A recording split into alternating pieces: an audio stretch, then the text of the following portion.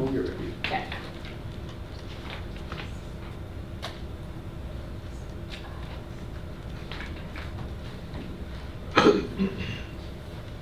I mean, if it's actually working, we should be good. All right.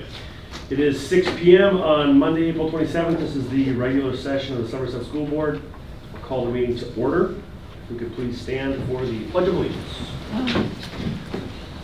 I pledge allegiance to the flag of the United States of America and to the republic for which it stands, one nation, under God, indivisible, with liberty and justice for all. We should probably jump ahead to the oath and then do roll call, right? That sounds good. All right, so let's jump ahead to item number 3 here. This will be the oath of office for our re-elected and newly elected board members. Danny, if you want to take them up front. Oh yeah, Trisha and Ian. I suppose we'll have you go in front of the podium and all that stuff. Yeah. Thank you.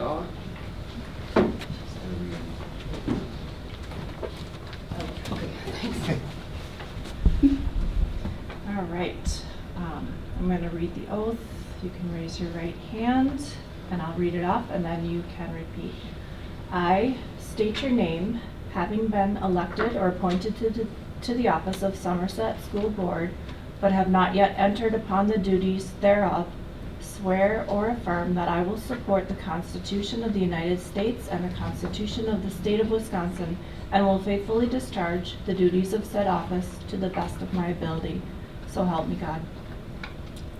I, Trisha Davis, having been elected or appointed to the office of Somerset School Board, but have not yet entered upon the duties thereof, swear or affirm that I will support the Constitution of the United States and the Constitution of the State of Wisconsin, and will faithfully discharge the duties of said office to the best of my ability. So help me God. Thank you. Welcome, thank you.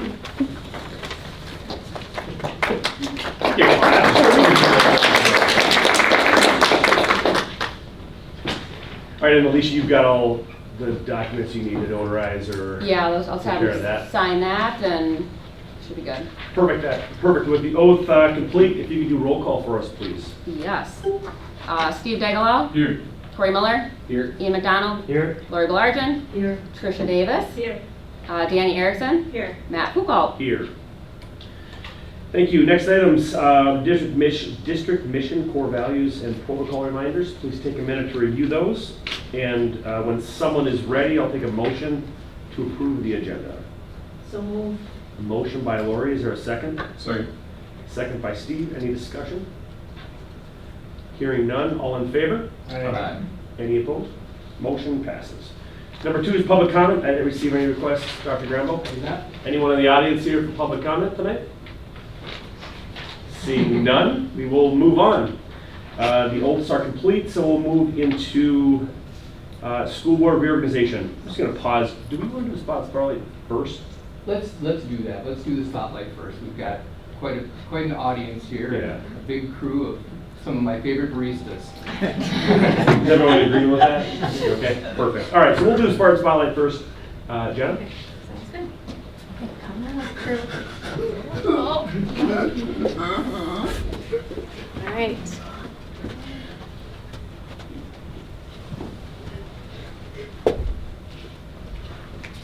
Okay, so my name is Jenna Evenson. I'm a special ed teacher at Somerset High School.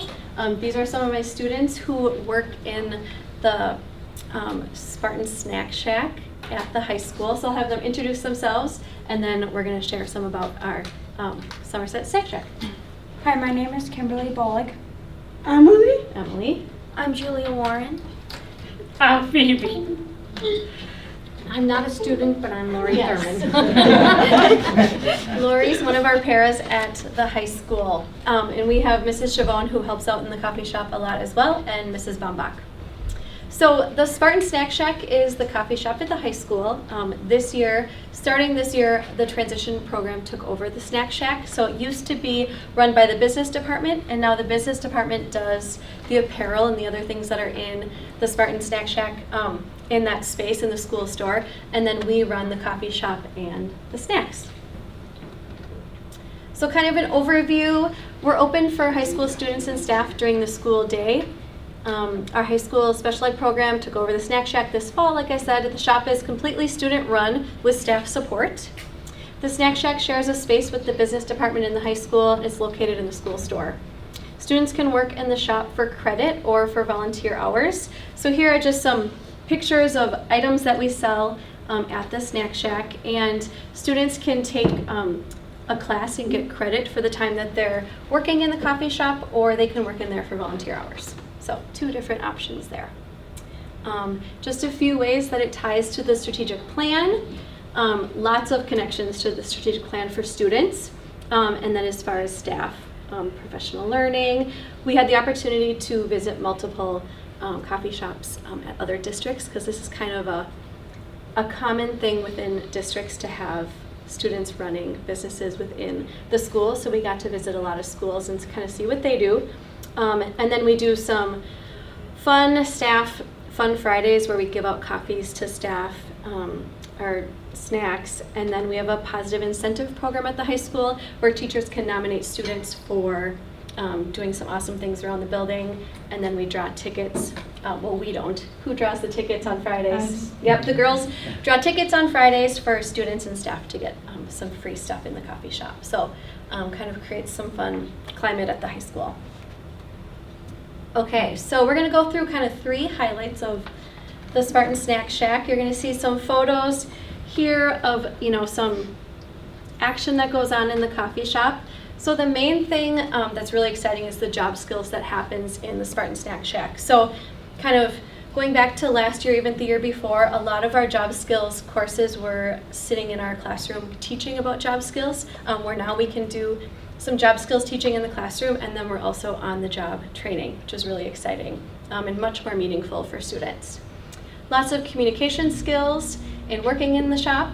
Math and reading curriculum is infused right into the work that they're doing, and lots of money, math skills, baking, measuring, and learning how to use the iPad, right? Mm-hmm. Yeah. And taking orders and giving back change and things like that. These guys are awesome at it. So this is just kind of a transaction that's happening, and then we have some students who are making drinks, and then we have Emily doing a classroom delivery. So students can come in when they have success time or in between classes and order things in person, or they can fill out an order form and then we deliver it to classrooms if it's not going to be too much of a disruption. All right, highlight number 2, kind of chunked a few things in here, but social skills, creating belonging, and community engagement. So it's a social time in the coffee shop. Kids are coming in, ordering things, staff, and it's really fun, right, to be in there. We make it a happy place to be. So I think students have learned this is a place where everyone's welcome, everyone belongs, and the community engagement has been really awesome. So we have a past graduate who is working in the coffee shop right now. Who's our graduate in the group? Who's graduated? Yeah, when did you graduate? What year? 2020. 2020. So Phoebe graduated in 2020, and now she comes back, and on Tuesdays, Wednesdays, and Thursdays, she works in the coffee shop with us, right? And you're rocking it? Totally. Yeah, so that's been really fun to have her come back and work in the shop. We got a grant through the Somerset Legion for espresso, what's it called? Latte. Yeah, it's an espresso machine. Espresso machine. Okay, so we can make lattes and do all those fancy things, which is fun. Mostly fun for the adults. The kids don't really get into that as much. But we do a coffee service for career speakers. So we have a bunch of career speakers that come in during advisories and talk to advisories about potential jobs in their future. And so we serve coffees to them. We did a coffee service for the Veterans Day program. So invited all the veterans to come in for free coffee and just to kind of hang out. And then we do district-wide deliveries. We do some to the district office, and then we have a lot of employees who just come to the coffee shop to get items. So here we again just have some kids who are popping into the coffee shop. Another skill that's being built is lots of shopping. So we go and shop for all of our supplies, which is a great opportunity for the kids. Phoebe's here making scotcheroos. Scotcheroos are a huge hit in the coffee shop.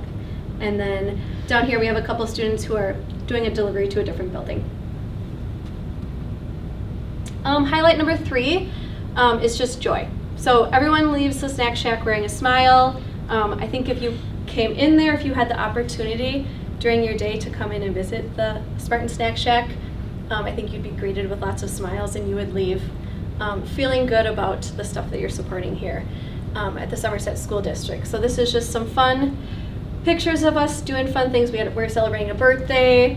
One of the paras gifted the girls some new aprons for on the job, and I think we have they're making drinks over there. So just lots of fun things that are going on at the Spartan Snack Shack, and I think it's good to highlight the workers because they're the ones that make the magic happen, right? Yeah. Lots of deliveries, lots of work, because there's a lot of fun that goes into it, but there's also a lot of planning and shopping and cleaning and a lot of other things. Again, great job skills, but some things that aren't as fun as making sketchers and hanging out with students, right? Yeah.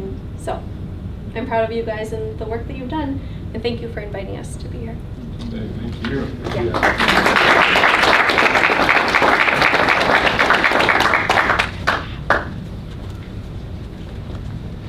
We'll take advantage if you guys go to high school. I've been there. It's great place to stop. Go for maybe you mentioned the first customer of the month. That's fine. Two of our best customers, Noah Foucault and Dave Grandpa. Oh, there we go. Lovely. We see Noah. Good to know. He never falls asleep in class. And he has no money either. All right, moving on. The next item, not as exciting as that one, school board reorganization. So this process we've done in the past. If you're new to the board, this is where we'll nominate and elect president, vice president, clerk, and treasurer. Essentially, at the end of the meeting, we will also do essentially our committee appointments or some of the extra pieces. For this first section, we'll just do those four. It'll all be by secret ballot. And I will start, I'll pass it over to Dr. Grambo, essentially to run the president piece. All right, so I'll pass this out. As Matt said, I will preside until we have a president. Then whoever's elected president will take over from that point and preside over the rest of the meeting. So the slip that I'm handing out, big thanks to Alicia and Monica. Should mention, welcome back, Alicia. Really nice to have you back. And we were just joking that she has some work anxiety coming back, and mine goes away when she comes back. So that works out well, we trade. There we go.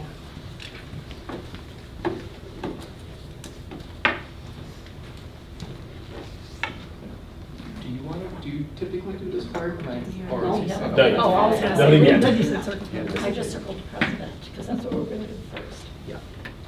So first, I believe we'll open it up for nominations for the position of president. So do we have any nominations for president of the school board? I'll nominate Matt. Okay. We have a nomination from Steve to Matt. Matt, do you accept? Yes. Okay. And do we have a second? We don't need a second. We don't need a second. Do we have one just for fun? Just kidding. No. And third and fourth. All right. Okay, so we have a motion and a second. Do we have any other nominations for the position of president?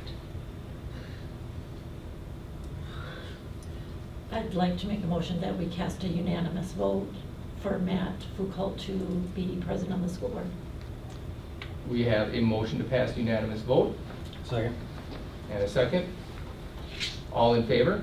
Aye. Aye. Those opposed? Same sign. Welcome, Mr. President. Well, thank you. I'll do my best to get us through another year. Please help me. All right, next up will be vice president. Any nominations for a vice president? I'd like to make a motion or I'd like to appoint Danny Erickson.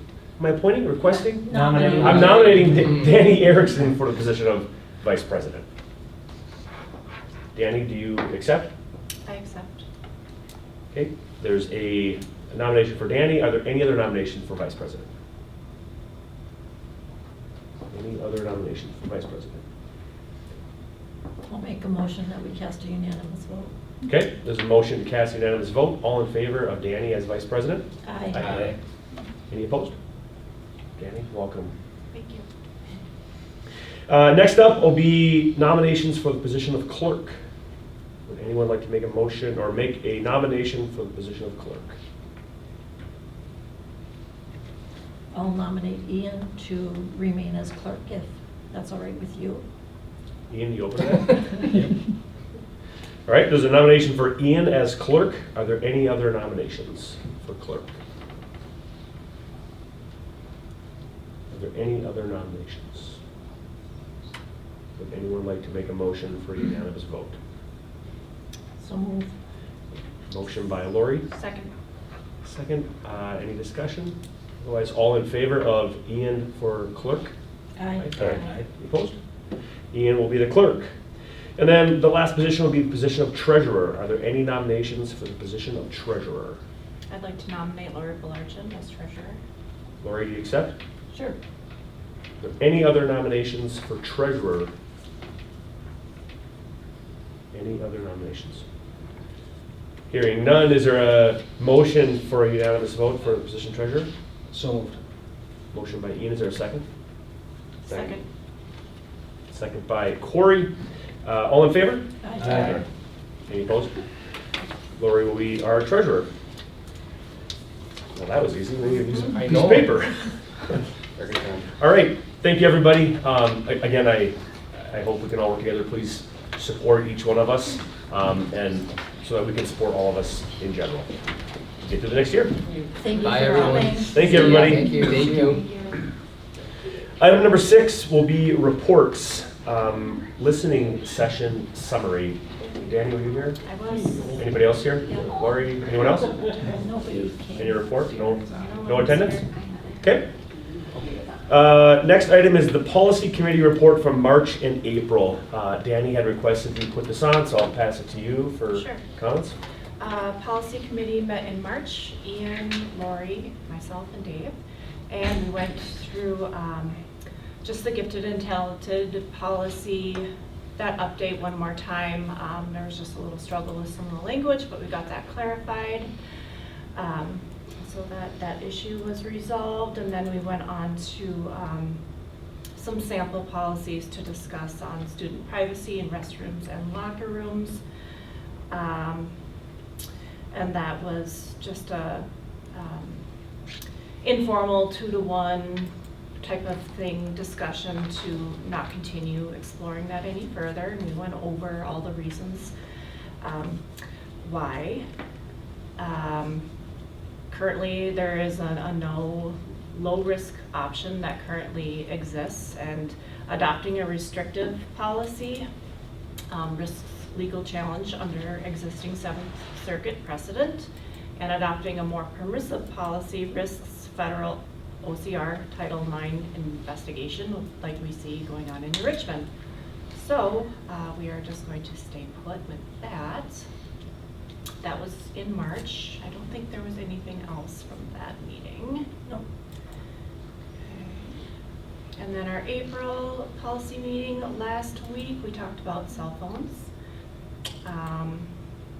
and what we are going to do with that. Do you want to Sure, yeah, I can take it from there on Yeah, that one? yep, I can speak a little bit to the cell phone policy. So there is new legislation that goes in effect for next school year that prohibits the use of cell phones in schools.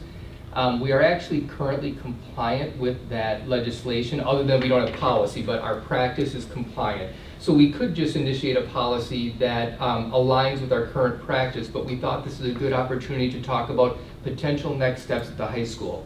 So at the elementary, obviously, and at the middle school, it's no cell phones bell to bell, meaning the moment that school day starts, students aren't to have cell phones or personal communication devices, including like smartwatches, throughout the course of that day until the school day is over. At the high school, they can currently, under current practice, have cell phones during passing time and during unstructured time. We thought, again, good opportunity to talk about tightening that up. It seems there is a lot of consensus between the policy committee and administration to move to a more restrictive policy, mimicking that we have at the middle school. So all of our schools would be cell phone free, bell to bell.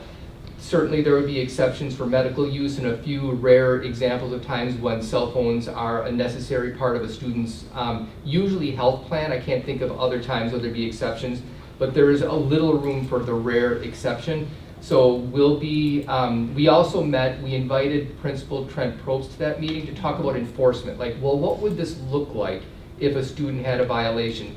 They're working through that. So there'll be two things that will come to the board in the future. One will be the policy. The committee will continue to work on that, bring forth the policy for the board to consider. But along with that, when we go through these student handbooks, there'll be the language about consequences related to infractions. And we'll have the Principal Probst said it well today, we were talking about this. We want it to have enough teeth that it's a deterrent, so kids understand that there will be consequences if they violate the expectation. But we also want there to be enough flexibility that it's a learning opportunity for kids too. So that's the fine line that we'll want to bring to you as part of the handbook. And that would be, I believe, June would be handbook time. Yeah. Do you mind if I ask a question? Sure. So learning opportunity, what does that mean? Well, that would mean, like, let's say the first time a student brings a cell phone and has it out, and they're compliant. They say, "So sorry, I forgot." We're not going to take it away and say you don't get the cell phone for the rest of the year. You don't get it back. We could have some flexibility for like a first-time offense.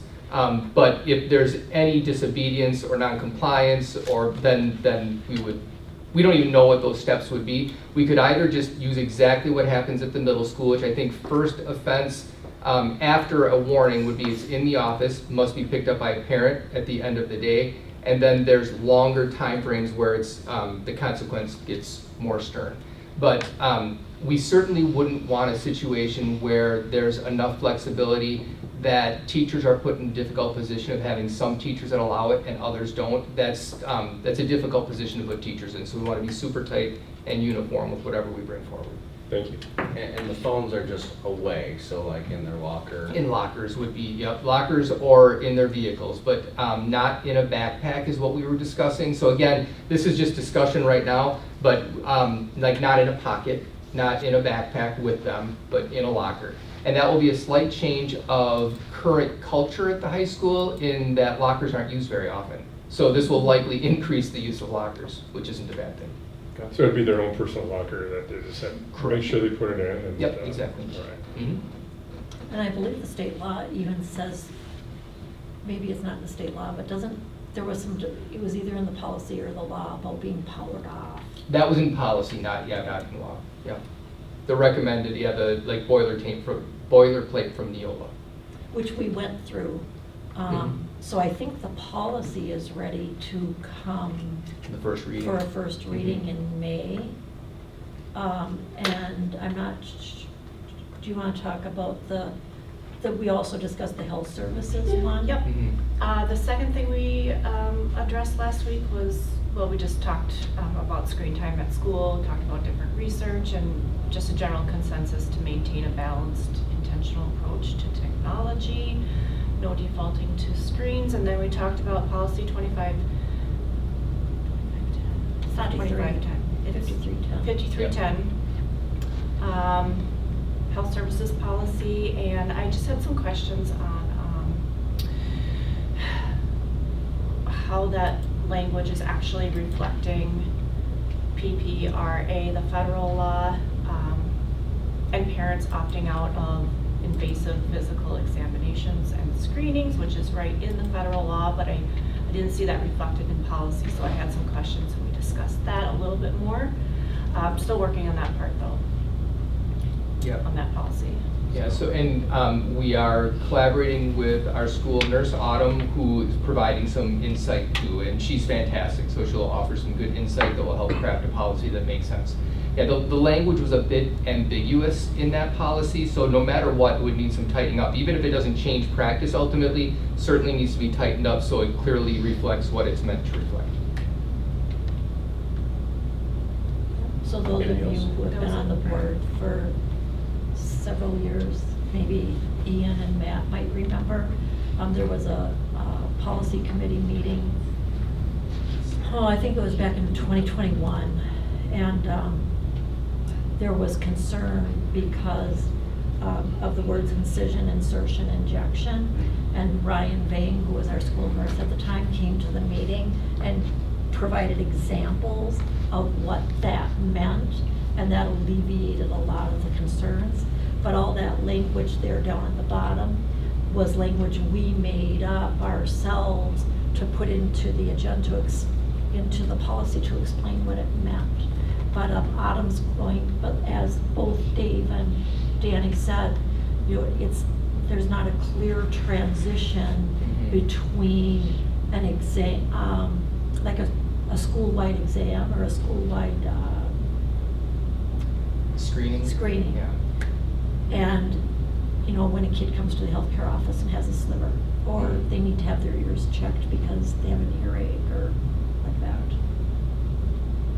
So Yeah. maybe that will be coming back to the work session in May as well, depending on how it goes with Autumn. Right, yep, yeah, we'll get that advice from Autumn. There's the language that is difficult, it's about invasive practices, and it uses language that if there's not clarity around it would cause confusion, like incisions, insertions, stuff that could create a lot of confusion to someone reading the policy. So we want to be crystal clear on what folks are authorized to do.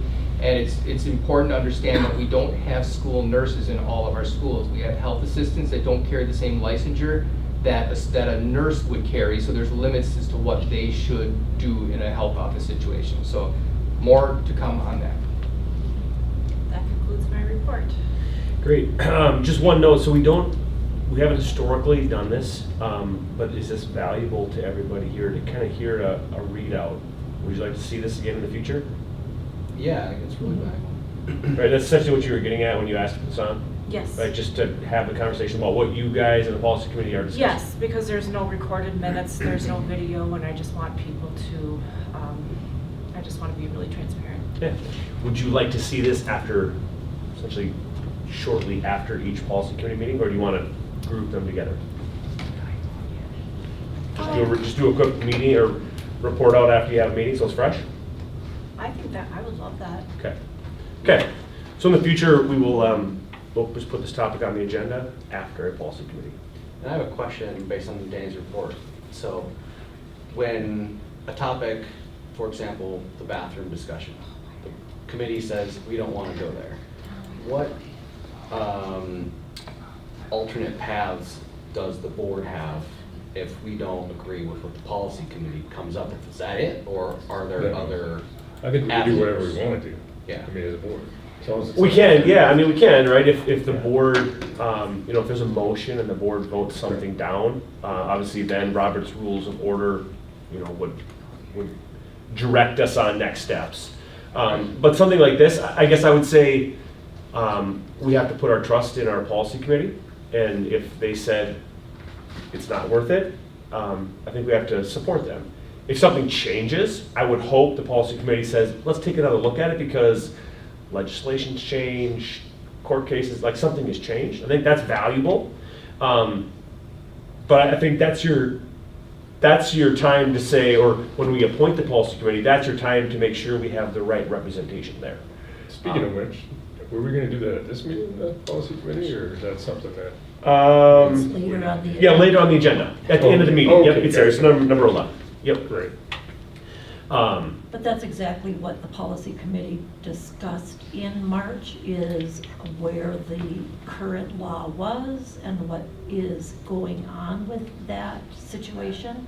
And we agreed that at this time, it did not make sense to initiate a policy until we have some clarity with the courts. Yeah, so I think to your point, if you disagree, let's have a conversation. So at that report out would be a great time to talk about your points. Like right now? And, yeah, I mean, if you want to, yeah. Well, and I think from a process standpoint, you said we have to trust. I want to clarify that. Do we have to, or does the board have the We have the power. ability Absolutely, to yes. rediscuss anything really anytime, right? So I just want to. Yeah, no, when I say we have to trust, Should, and- yeah, I think these are our Try peers, to right? directionally, We appoint yeah. them to the committee. Yeah, I think we Right. should trust them, but yeah, absolutely. if there's Well, something I'll and bring Lori up. said we agreed to not discuss, and I think the. I didn't say not to discuss. I said we agreed not to move forward at this time, and that The when majority of that committee agreed.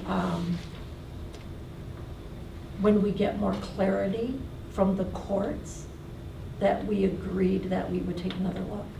Yeah, I think we Two of you understand on what the- you're saying.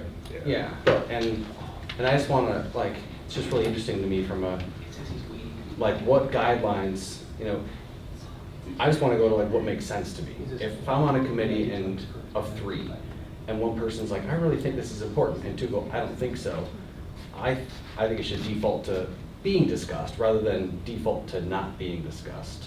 Is my, and try not to like take a specific issue, but just whether, no matter whether the side of the issue I was on, I just feel like the issue, in the spirit of transparency, like, we should be really slow to not discuss things. Yeah, sure. Well, I mean, it's a hot topic issue. It's a big issue That one especially. that outweighs, you know, what a policy committee is usually doing. So something like that, you know, if we wanted to get on the agenda and discuss it, I think it's a good idea, so. I appreciate that.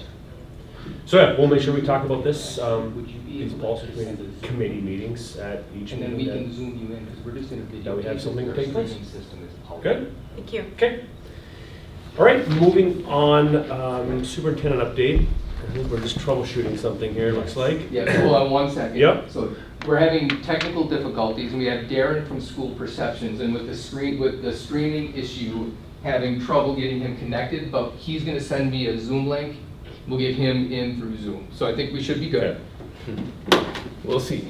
Well, if you want to talk about your wellness walk and movie night, I just certainly when you're do. ready, go ahead. Yep, yeah, so we're really excited about this. On May 27th, we'll be hosting our first annual Somerset Steps Together event. From 4 to 6, it's a wellness walk.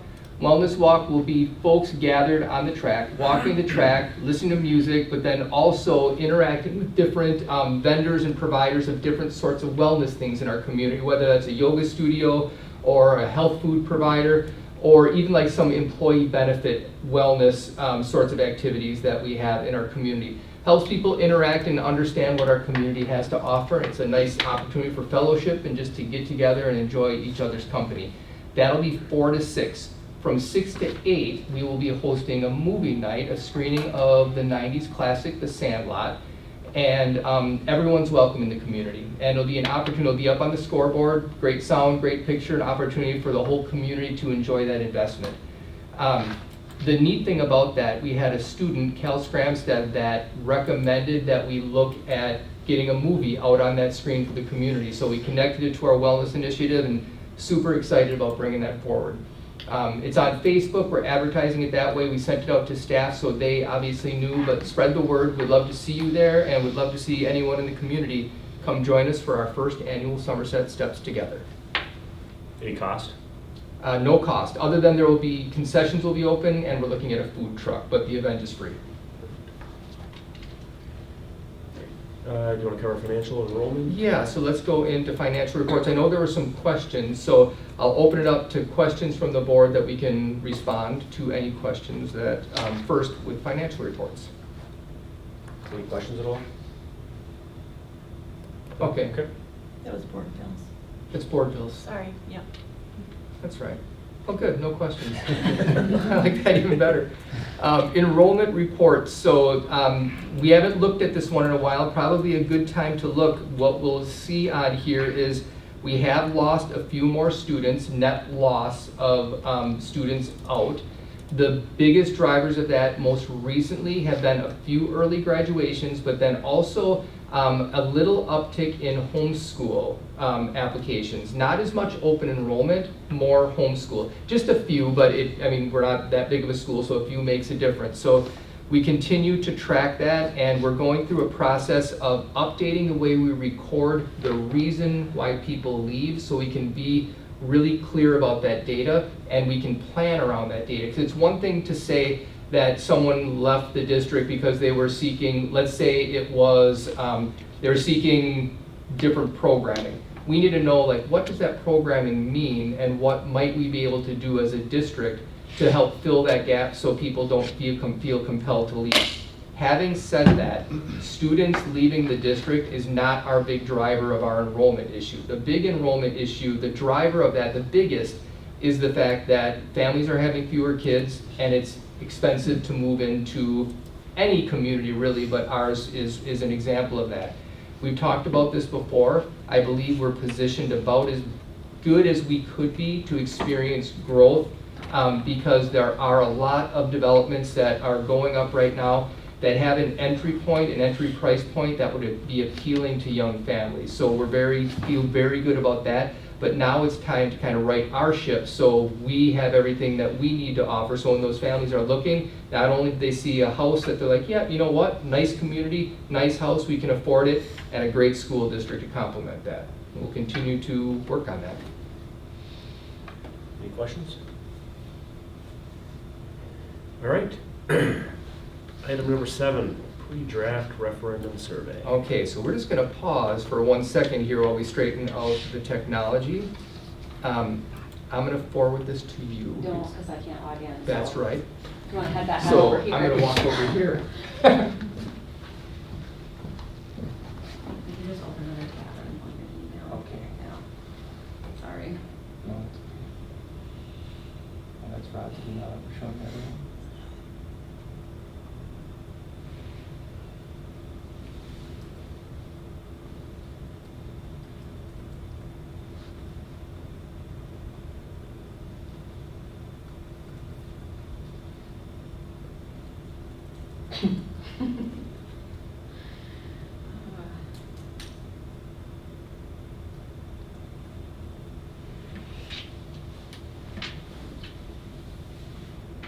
Could we have any more clicks here, people? Seriously. Oh my goodness. You all saw that, right? You saw I didn't click Just anything exit out. I on it. don't think it got rid of everything. Yeah. I think that's a You different want tab. down? I think that's a different window too. Okay. Where? Oh, down here. Here I am. No, I don't see it.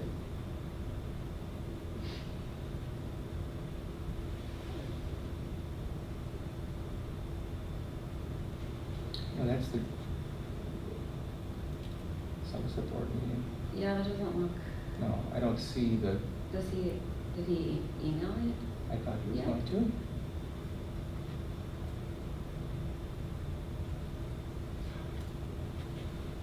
It's really impossible to type when you know everyone's watching. We should not live on YouTube. No, I know. Right. No, I know how I Feel feel. the pressure, yeah. Okay, hold on 1 second.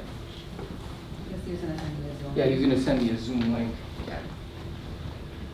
Is there another item that we could move on to that doesn't require me? Legal discussion, but you should probably be I'll be there for that, participating yeah. in that one.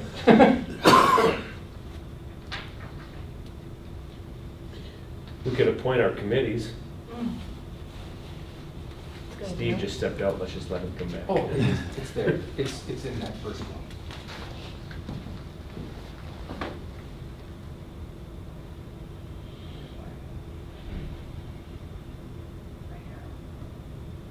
I don't know why it doesn't show up. Oh, yeah, that should be like a hyperlink. Yeah, it should be. Not tonight, though. No.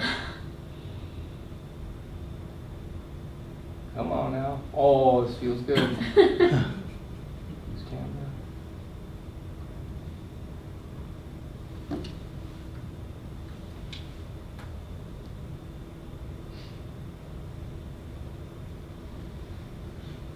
Look at that. All right. Hi, Darren, can you hear us? Very well. Can you hear me? We can. That's a little dicey. The technology gods were not working with us tonight. No worries. I'm glad we can be nimble. And we'll begin in just a second. We have one board member that had to step out. Oh, no problem at all. Take your time.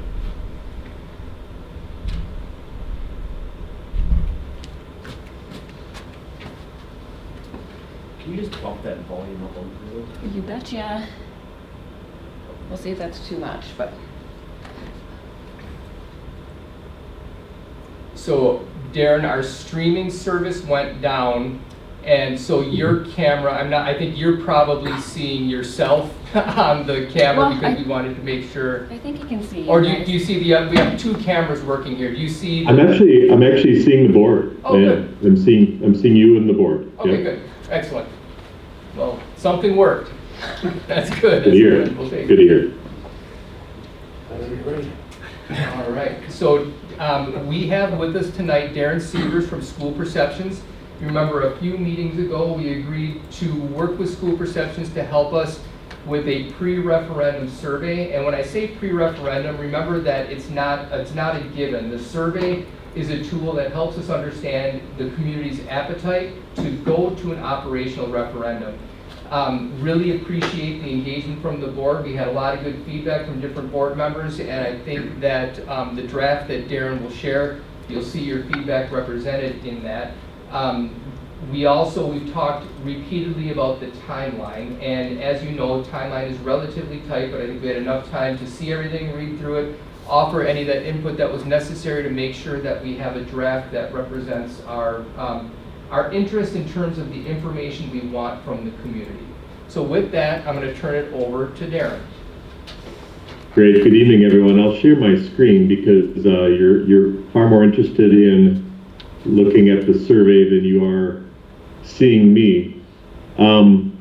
Obviously, you've seen this, and largely the opening letter stayed the same, where we're basically just explaining the nature of the survey, big picture, what the survey is about, and explain how they're going to take the survey. Presently, I've got the deadline in yellow because we do that until we're sure you are ready to go to print, and then we can send it to our printer and have it land in mailboxes in a manner that it has the 3 weeks of window that we prefer. People tend to take their surveys on the weekend. We see this. I'm doing a project right now in Elk River, Minnesota, where we sent out 32,000 surveys, and they just pour in over the weekend when people are getting their groceries, paying their bills, catching up on their yard work, those kinds of things. So with that, page 1 has not changed much, and through all of your input and efforts, we edited page 2 a bit to give them the financial background, put some extra language in here as far as the 2 different types of referendum.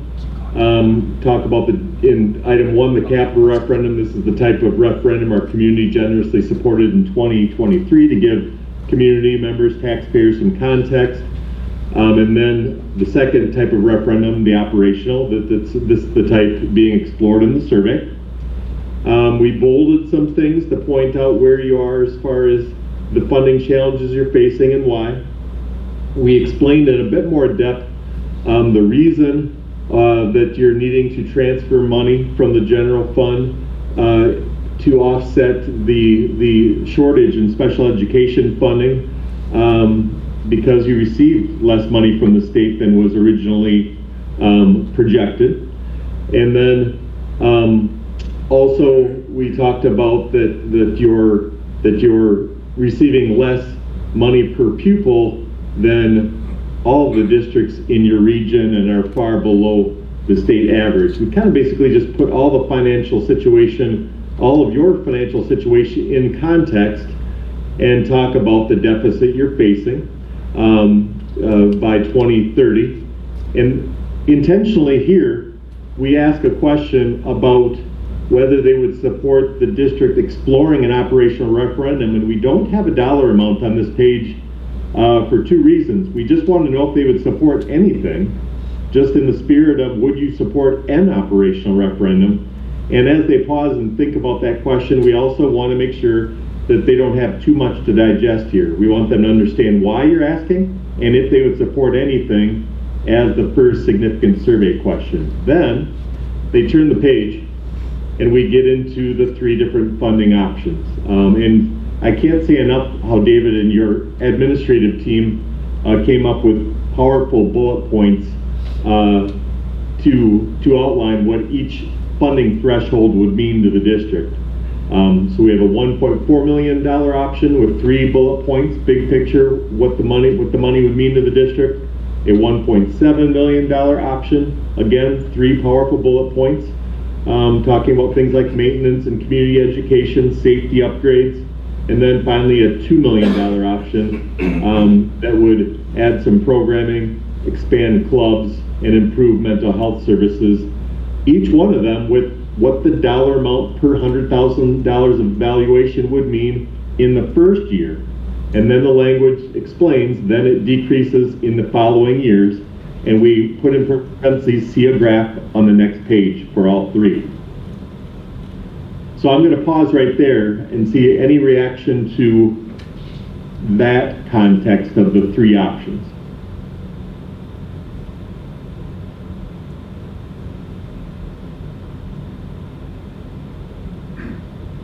Any of these options include an online academy, or am I missing that? No, yeah, so Steve just asked a question, do any of the options include an online academy? And we'll actually see that in the later section, because this is more like really big picture. And then in the later section, there's an opportunity for the community to talk about their priorities, and they'll be able to choose up to 4 priorities, and that specifically is one of those options there. Having said that, it's important to understand that some of these options and some of the things that are at different thresholds are still priorities for us, and we're still going to try to find a way to make them happen. Some of them will be impossible without additional funding, some of them will be delayed without additional funding, and some of them will be reduced in their impact. So Steve brings up a really good example of that in Online Academy. We could open an online academy, but maybe only be able to afford to have 4 or 5 kids with spots for the courses that they would select because of the budget impact. As the budget loosens up based on those different thresholds, we'd be able to accelerate that or expand it more rapidly. Yeah, the only thing I was thinking for option 3, that would be a good place to explicitly put it, just from a marketing standpoint. Sure. Just because of the success of these programs elsewhere and the opportunity to gain enrollment. And we could probably fit that right in that first bullet point, because we've got some parenthetical references there. We could add, because we have world language gifted and talented, online academy, etc. Yeah. Yeah. So at the $2 million threshold, you'd like to add a bullet, David? Yes. Yeah. No. Virtual academy in the parentheses. Yeah, in the parentheses, not as a. Oh. Not Got sorry, it. not as a bullet point. In the parentheses of that first bullet point. You bet. How about the best way to answer the question of what's maintaining look like? If the state hadn't dropped their rate by so much and it just stayed the same ways and we didn't need an operational referendum because we maintained, what would that number be? Was that the 1.4? That's pretty much the 1.4. That gets us close to maintaining, but Rod, I'm going to have you speak to that because the way it's structured, there's a little nuance there. Are you talking of inflation when it kept up?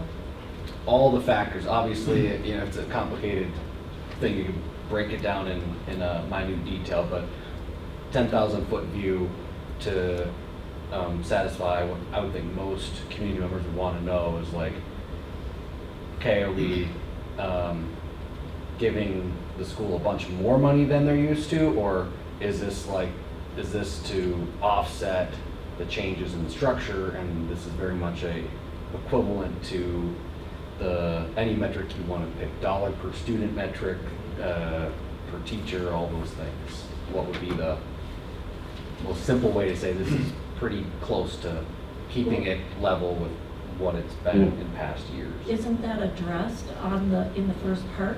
If you looked on the section that says financial challenges? I've read that. Yep. And it says if the funding had continued to keep up with inflation, we would have had $5.1 million more this year than we do now. So if inflation had kept up, we would have more than even the highest amount that Since we're when? asking. So that's 2009. Yeah. But I think what Corey's asking is like if we picture the first way we were talking about this, we were talking about that staggered approach where the amount increased, and we had a very clear blue bar that said this is just covering the deficit.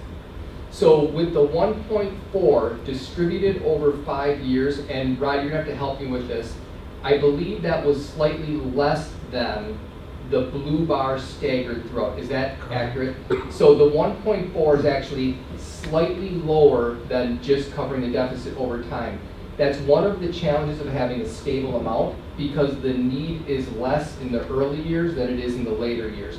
But if we average that over time, that'd be slightly less than just covering the deficit. Once we get to 1.7, we're slightly above, and then 2 gives us more room to be creative. Does that get to what you were? Okay. David, sometimes with that type of a question, we can add the language in a bullet point, maintain most programs and services.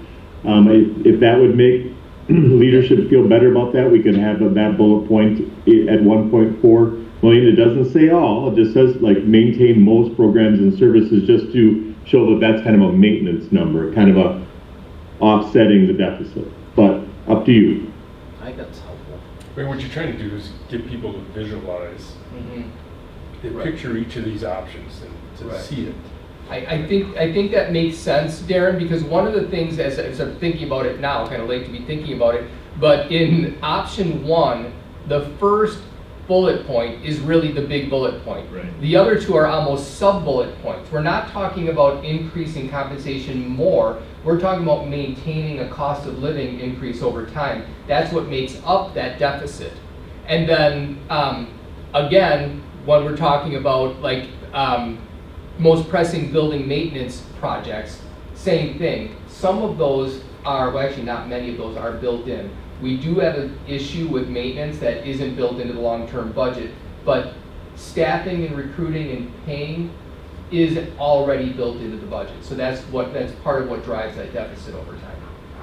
So I think that clarification makes sense. Yeah, so we say close our projected budget shortfall, maintain most programs and services, and then increase compensation to better recruit, retain, and complete the most pressing building maintenance projects, including improving safety. Yes, the only one I'm wondering about is increased compensation, because I think that's going to be misconstrued. We're not talking about like coming up with a new salary schedule. We're talking about maintaining the salary schedule so we can afford cost of living increases and steps. So would a better word for your consideration tonight be provide compensation? Yeah, or maintain compensation structure to recruit and retain, because it's really, there's no improvement in there. It really is an increase. Right.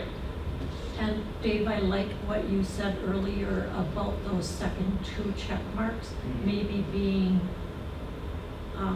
under the first one, because they're kind of what's causing the shortfall, right? Yeah. So what would you think about moving those in, having them like under it? I think now that we cleaned that up, I think it probably be less confusing just having it at the same level, just with the 4 bullet points the way it is, because I feel much better about that, because that increase was sending a message very different than what 1.4 would do. Yeah. I just want to say, to Corey's point, I like some language of maintaining programming over just closing the projected budget shortfall. Yep, and that's the second one now, right? Maintain most programs and services. Is that catchy enough to everybody? Well, yeah, because otherwise, if you're not maintaining, then you're going back. That's what I mean. I think that needs to be that's the number one. Right. Is that language catchy enough? If you think if this shows up, it at least is that addresses resonating? the first question that I think I'd expect to get the most is, well, 1.4 million, what do they need that for? Like, you can't expect people to read the fine print. You're trying to make it super simple, you know, and as far as commonizing the messaging, if they ask 2-3 people and they keep hearing the same thing, hey, that's just a maintenance number, then that helps maybe, I don't know. I like the way that reads right now. Do you think the first 2 should be switched around? Yeah, I think the maintain should be the first. Okay. And then can we just clarify too, so this 1.4 million per year, what is our deficit in year 1? Isn't it like, it's not 1.4 million? No. So does that make it confusing? Right, because the deficit's like 400,000 roughly, right, in year 1? But by year 5, we're up to 1.5, at least, yeah. 1.7 is that it's. But by asking for the 1.4 each year, Mhm. it allows us to build that maintenance fund. Correct, yeah, exactly. So It allows us to get ahead of the ball. Right, right. So we would budget creatively to have more of the investment go into building maintenance, the building maintenance fund, Fund 46, and the existing projects that already are on, like, we'll talk later about a middle school roof issue that we have. There are current things that we would get after early on in that cycle. In order to have the money Yeah, later. but then later on, it's pretty much just covering the deficit and not even, in the 5th year of that, it's not even completely covering the deficit. But there's enough there, it's workable. So I know we talked about this a little bit, but option one, so everybody wants to know, what's this gonna cost me? It says it right below. Right, I understand that, but $15 for every 100,000 for option one, right? Mhm. Because I know we initially talked about trying to make it flat. Yes. So, and there was, I think I spoke to probably all of you individually about some of my trepidation about moving to a flat formula, and Darren and I talked quite a bit about it. The Yeah. visual that we're gonna share later, where Rod gave, Darren had the idea of a visual that they use in a different district. Rod got all the numbers, so our numbers are in there.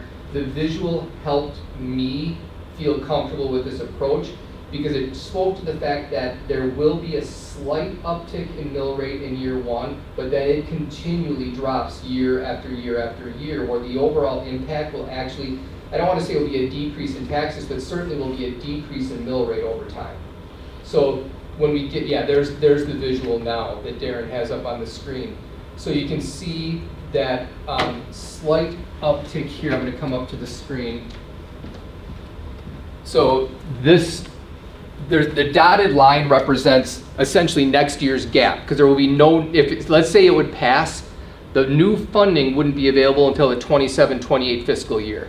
That represents the dotted lines, that gap. And then each one of these lines are the different options. Option 3, the yellow line being the most significant investment, but even at the most significant, you can see it ticks up in the first year and then continually drops where it's actually well below where we are even now. Because that was the piece that was getting lost in that idea of, because there's in all of those, there is still a slight increase in mill rate in year one. So we have to be crystal clear about that, because we don't want people to think that it's going to be a drop right off the bat. But if we look over the full course of that investment, it would be a decrease. Yeah, so however, that can be most effectively visualized Yeah. by the public, so they understand. Because if they just read that, it's like, oh, $15 right here, Yeah. just to keep the doors well maintained. Yeah, exactly. And Yeah, we thought on one page articulate the dollars per 100,000. Thankfully, Wisconsin's linear, Minnesota's not. So we have to spell out every threshold, and it takes several charts to do that. But with your case, with that mill rate dropping, and hearing from David that your community is quite aware of and savvy in mill rates, we thought this graph told a very powerful 1-year bump and then the descending mill rate after that. Yeah, if there's any way to circle that first year or something, I don't know. well, one thing too that it's important to understand, this is just about gaining interest in going to referendum. Right. Once we make the decision, if we are going to go to referendum, then we go on a communication campaign where we go into great detail. Because then, like all those charts and graphs that I shared with you earlier, that would be part of that, helping people really understand the nuance and digging into the details. Not just on the dollars and cents, but also what that investment would look like. It wouldn't, right now, we're just gauging interest and gaining an understanding of the tolerance of the community for the different thresholds. If that information informs us down a path that we decide to go to referendum, that it's very in-depth from that point. And we would have a lot of conversation as a group to decide what that communication would look like, where and when and with whom. And David, something I can do for the board and for you, we do this all the time. I mean, when I present our initial report in June, you're never done with me. I can break out your data by municipality. We can study those that are unsure and unwilling to check yes or no, different municipalities, see where there's less clarity, more clarity, so you can actually be strategic with how you approach getting the word out to all the different communities within your community. And we'll help you with that. That's where our data comes in handy. We can break it out by age group, by municipality, employees, parents, and show you where the pockets of uncertainty are so you can better inform that way in a strategic manner. Excellent. Thank you, Darren, and thanks for that reminder. And that is there's a huge value in working with school perceptions. That's stuff that if we tried to do this by ourselves, we just wouldn't have that technology, that capability.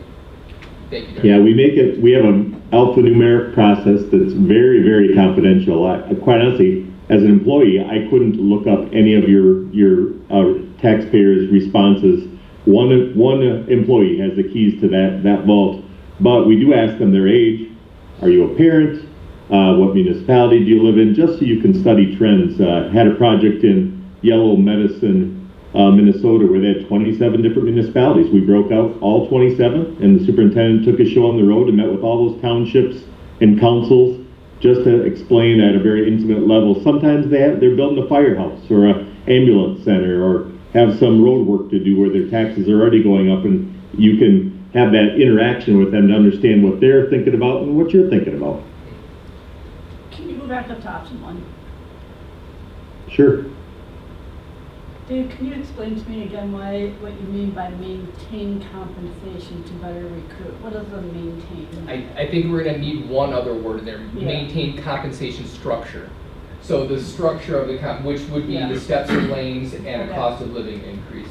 Yeah, thank you, good catch. Do you want to say compensation, so do you want to say that, or would we try to find wording that everyone can relate to? Do you want to say pay scale, or do you think people understand compensation structure? Maintain current compensation. Yeah, structure might be a little jargony. Maintain Pay scale. Pay scale. Pay scale. Everybody knows pay scale. Okay. When you said that, But are we maintaining it? Didn't you say something about like inflation? So our faculty and staff being paid at the rate that they should be paid, but we want to keep them here and retain them here and attract people. Right. So Do you want to say, how about this, David? What about pay schedule? Which gets to a schedule, something that there are year by year, longevity increases and merit increases, those things. Yes, but within there's nuance here. Within the budget, we plan, remember when we talked about the fact early on that we wanted to be ahead of the curve. So Rod created a budget that had compensation built in. This year it happens to be a 2.8% increase. That's the base increase we'll be bringing to you to consider to next month. And that amount is based on the consumer price index, so it's a cost of living increase.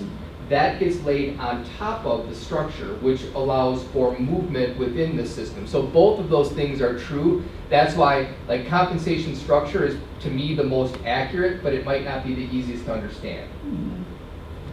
Pay increase. Yeah, and I'll take whatever direction you give me as far as what your community understands. Just big picture, we always try to avoid educational jargon so that the senior citizens that are weighing in on this, they understand exactly what we mean by that. And if you think that compensation structure flies, you tell me. You know your community better than I. I'm wondering if maybe it's a few more words, but pay scale and cost of living increases too, because that's very straightforward.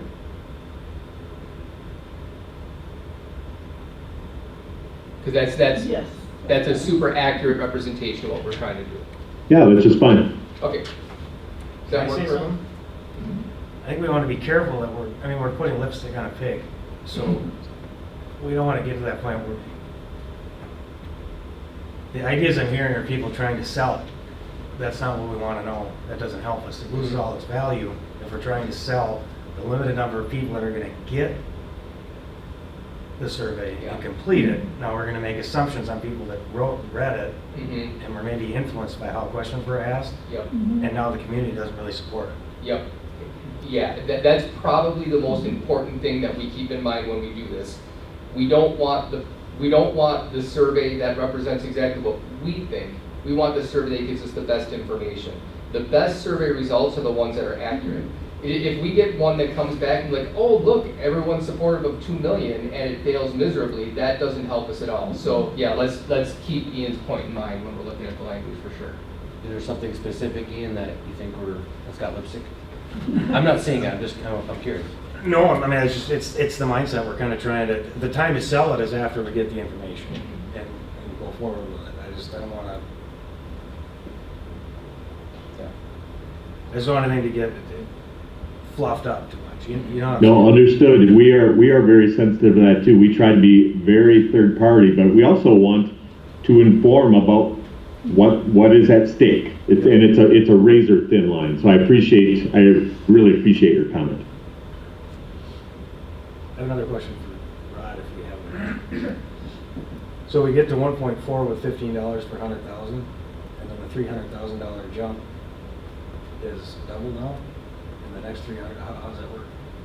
I totally believe you. I'm just curious how that. It goes from 15 to 31 to 48. You know what I mean, with an extra 300,000. Yep. What is it?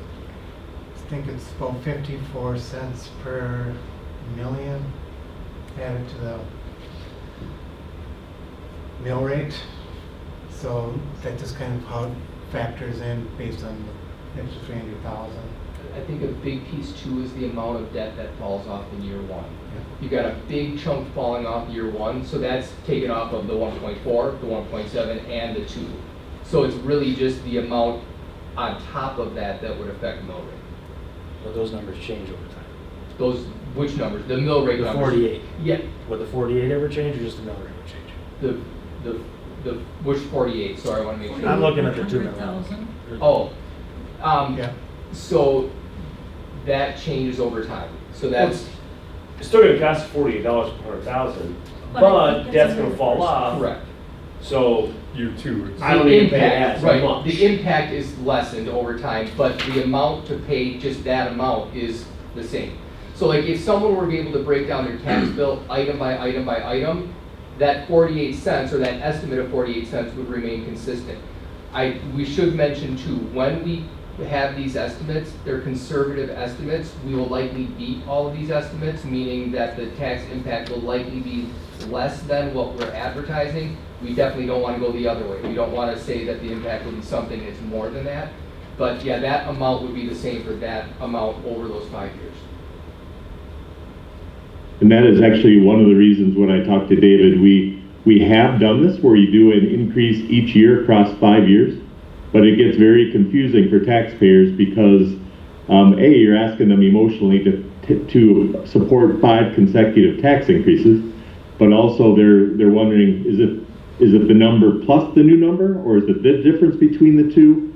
And we've just there's been a lot of confusion about that escalating amount. So with business managers like Rod who can make the numbers work, if you can just ask for a flat amount that kind of softens it and just has it kind of smoothed out across 5 years, and you're only asking for that one tax increase one time, it creates less confusion if you can get by that way. So because. And that's why we don't encourage recurring, because you're also saying we would like to raise your taxes forever. Because those on the graph on the next page, because those lines go down each year, it gives me the impression that the $15 increase for every 100,000 is only in year one. Because the mill rate's gonna go down after that. So the second year, But it's not gonna be $15 per 100,000, isn't it gonna be less? that's where it gets tricky, because the impact of that question is still the $15 on the 100,000. It's other factors that are making it go down, debt falling off. So that's the overall impact of the mill rate, but the impact of that question at 1.4, 1.7, or 2 would remain consistent based on how it's laid out under each option.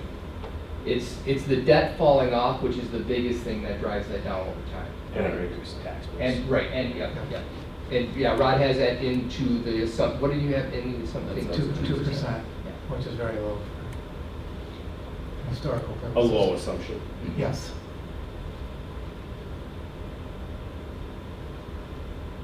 Makes sense? So this is the most impactful page because then we ask them to vote with their property tax bill. But again, I hope you agree that the graph tells your unique story with debt falling off, that it's a 1 year bump that descends from there as you're paying down debt.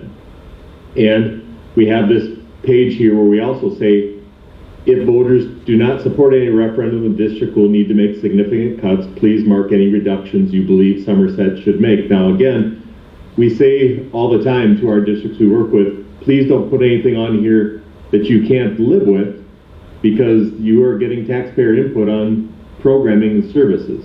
That being said, it's important to have a list here because they need to know the tough decisions you all will need to make if this doesn't pass. It's very transparent. Sometimes it can come across a little like, wow, oh my goodness, I did not realize. And sometimes that people will review that before they check a box because they want to know what's at stake. This kind of completes the whole story that the bullet points above don't tell, because it shows, well, if we don't do anything, this is what will have to go away. So Darren, if someone does not look ahead and then they get to this question and see, well, these are the choices we're going to have to make, do they have the option in the survey to go back and change answers? I'm glad you asked, yes. Particularly, now we see this all the time. 30%, 25 to 30% of our surveys come back to us via old school paper. So if they're filling out with a pen, they'll scribble it out and change their answer. But 70 to 75% take it via QR code or web link. I'll go back to that and just remind you how that looks. So on this page right here, there will be an alphanumeric code that's a one-time usage code that once it's used, the survey can't be taken a second time. It protects us from any ballot stuffing for or against. So those that take it via web link or QR code, our electronic survey is very, very user-friendly. They just click the back arrow and they change their answer.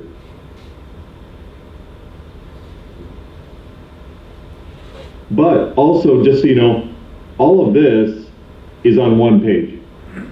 So they will see all this digitally before they, and even if they just impulsively click the 2 million, or let's say this, I would not support any referendum, but then read further, it's just a matter of just changing the button selection. Okay, thank you. Nothing's done until they click finish. Okay.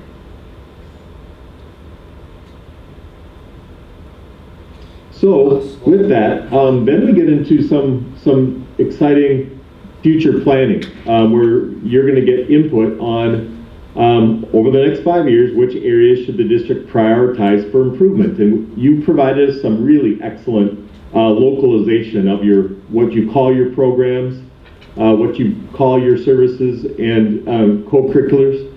Notice that we only say 4 because we really need the voters and taxpayers to understand that you can't click all of the above because we already explained that money is tight. So we want them to a little bit live in your shoes where you can't fund it all. This will give you excellent data to know what of these 24 options are most important to them. And then we also have an area where free form, they can say, are there other areas you believe we should focus our planning and resources, just so people can free form. And we'll have all that in the server for you, and I'll just download that for David, what other ideas they had, just maybe there's things you've never thought of. And that will be in there. And then we close with some other questions. How's the district doing in each of the following areas? We've asked this on every community survey we've ever done. So we have actually comparison data to show you how your scores stack up with hundreds, actually thousands of other districts that have done the same type of survey. Delivering a high quality education, keeping the public informed, managing funds, and community pride, building pride in the community. And then the closing question, on a scale of 0 to 10, how likely would you be to recommend the district to a friend or family member? That tells a story too about just how the greater community is feeling. I did this identical survey in my district when I was a superintendent for 10 years, and it was very, very interesting to see the scores and see the comments, just to know what the overall community complexion of the district is. And right next to that, then, we also give them an opportunity to give advice to the superintendent. What are 5 pieces of advice you would give our superintendent as he completes his first year? And it's a list of superintendent-y kinds of things. And again, we limit the list because no superintendent can do everything on the list. So we want them to say what is most important out of our district leader. And it is very telling. Community by community, this list is very different. Some people want business connections. Others want visibility at events and transparent communication. It will give a nice profile of what your community values most in their district leader. And again, there's the open-ended area where they can write in anything that wasn't on the list. And then we close with that anonymous page, but that allows us to disaggregate things. Again, we never ask for their name, but we ask for their age. And we'll be able to break down for you, okay, what was the support level with the 65 plus group? What was the support level for the 35 to 44, which tends to be those midlife years where they're raising their children and likely sending them to your schools. But we also ask, do you have children in the system? So we can disaggregate that very, very specifically. And while you don't have a lot of villages and towns, we will be able to break it out by the 5 different municipalities that feed into your K-12 school district. We also ask them, and this is very helpful for post-survey, how do you like to receive information from us? That will tell David and his leadership team on a day-to-day basis how do they prefer to be communicated with, but it will also tell you when you decide what you're going to do based on the data, or just simply when you want to report back to them what you learned from the survey, we'll have very specific data on what the most preferred means of communication is within your school district. And that very much varies from district to district too. We're seeing in some districts where a mailed newsletter is making a comeback because people are feeling very overwhelmed with emails and web links and please refer to the website or go to our Facebook page. Some of them just like to get a paper newsletter quarterly or something like that. Actually, we're seeing record returns on our surveys because people are migrating back to getting something in their hands that they can flip through when they have the time, because it lands in their inbox, it gets buried behind the Target sale notification that your Kohl's 30% off coupon, and people forget about it. And whereas the newsletter sits on their counter and they come back to it once they've had some time to catch up on their day-to-day lives. Then we thank them for participating, and then this is the mailer. This belongs to the post office. Their address will be right here in the center, and if it lands on this side, it'll say important school survey enclosed. When we get to this point, we'll take that yellow off of there and send it to the printer in a manner that you have a 3-week window that closes on June 15th. And we're on a nice timeline right now. I can show them the timeline if you'd like, David. Yeah, that'd be great. Thanks, Karen. You bet. And we're doing really well in that regard because the administrative team and you all have been so efficient in getting us feedback in a timely manner. So right now, we're at the review part of our timeline, the board review. We do have a meeting scheduled with David and Rod for tomorrow just to see if there's any final thoughts from the district. And then what we do is we have a third-party proofer that we send it to. We have an English professor that does per diem work for us, and he's never seen our surveys till we send it to him right before going to print. He takes a fresh look, makes sure there's no embarrassing capitalization errors or Oxford commas, or just maybe he's confused by what the survey is asking. We're also close to it. We know what we're trying to get across on behalf of the district. He'll look at it and say, okay, it makes perfect sense to me, but there's this grammatical error here. And then we send it back to Rod and David one last time, double check the numbers, double check the language, and they will green light us when they're ready to send it to print. And our goal is to send it to a print by May 4th. So we are about a week ahead of schedule, which is wonderful. No rush. Give some thoughtful final reviews to the survey, and then it takes our printer about 3 weeks to get it printed with all that specificity of that inserted one-time usage code. We send them an Excel document with thousands of codes. By the way, we will send an extra 100 paper copies to the district office and 100 extra codes. We only send one per household because back when this company was founded, long before I worked for the company, they would send 2 per household, but only 1 was getting filled out. So you're paying twice the postage, twice the printing. So we flipped it, said let's send 1 per household, and if the husband and wife disagree or they both want to reply, they can call the district office and get a second copy, and we have found you'll get 10 to 15 phone calls. Typically, head of household fills it out, and that data has been very, very reliable for us. So we will email it to staff on the 26th, a day or two ahead of it landing in mailboxes, because what we want is we want the staff to understand what's going on, because then if parents come to school to pick up their child and say, hey, what about that survey? They can say, oh yeah, I filled mine out too, and this is what's going on at the district. It just creates better awareness for those casual conversations if the staff see it a day ahead of it landing in mailboxes. And then we have a 3-week window. The deadline is June 15th, but I will tell you, we never turn the survey off. If someone fills it out on the 18th, we're going to compile that data and bring it to you in July.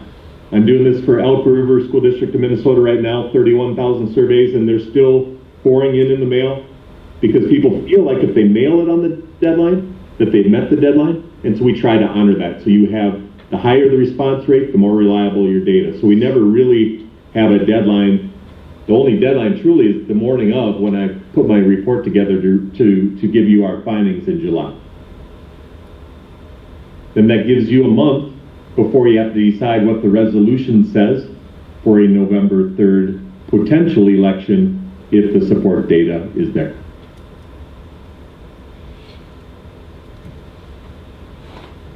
Thank you, Darren. Any questions though about the methodology, the timeline, anything? I've got all the time in the world, but I also know you have other agenda items, so I don't want to overstay my welcome, but I want to be comprehensive. Just one comment. I thought, Rob, the 2% assumption, conservative estimate of property value, could we like add a note to the bottom of that graph? That's a more level of transparency. A lot of people do get that. They understand that the main lever is, you know, property value. So if we're assuming that we're projecting this mill rate, just want to make sure that it's. Yeah. We can absolutely do that. We do that all the time. We put assumptions about if it's a bond referendum or a capital referendum. We'll put the assumption in italics, assuming a 5.25 bond borrowing rate. Any of those things that those deep thinkers need to know, we can include that for sure. Yeah, and I think what we can do is add a few assumptions, because there's enrollment assumptions, there's other stuff, so we can just include those. We can get that on our final call. Yes, yeah, let's meet tomorrow. Let's just make sure everything is ticked and tied, David. You bet. Thank you. Any other questions at all? Is it indeed that the referendum would be for 5 years, or is it per year, but the wording is, you know, it reads per year, but are we clear about the option for it to be adjusted every year? So going forward this year, to next year. So it would be the way we're envisioning it now, it's a flat amount for the period of 5 years. So that wouldn't change. Now, important to know that that adds on to our revenue limit, the amount we can ask the levy, what we get levied to. We still have the authority to change that as circumstances would change. And let's just say sunshine and rainbows, we pass this and something miraculous happens with the state and our budget is no longer an issue. We wouldn't have to levy the full amount of that referendum. We could always under levy if circumstances would dramatically change. Do not hold your breath. I don't anticipate that happening, but we still would have that flexibility as a board. You can make those decisions. Well, then you could bring the unicorns up. Exactly. Yes. You could levy less, but you wouldn't be going back and asking for more. Exactly. Yep. David, if the group would like this, what I was just looking at here, we could put that in bold. Each option would provide additional funding for 5 years if you want to make that distinction nice and clear at the top of that page. Yeah, I like that, yep, Yeah, I think that pops better. yep. Don't want there to be any confusion. I think it's quite clear when we get to the graph and we see all those bullet points, but I think leading with that at the very top here, operational funding options, right there, starts to tell your story very clearly. Yep. Any other questions? All right. Thank you.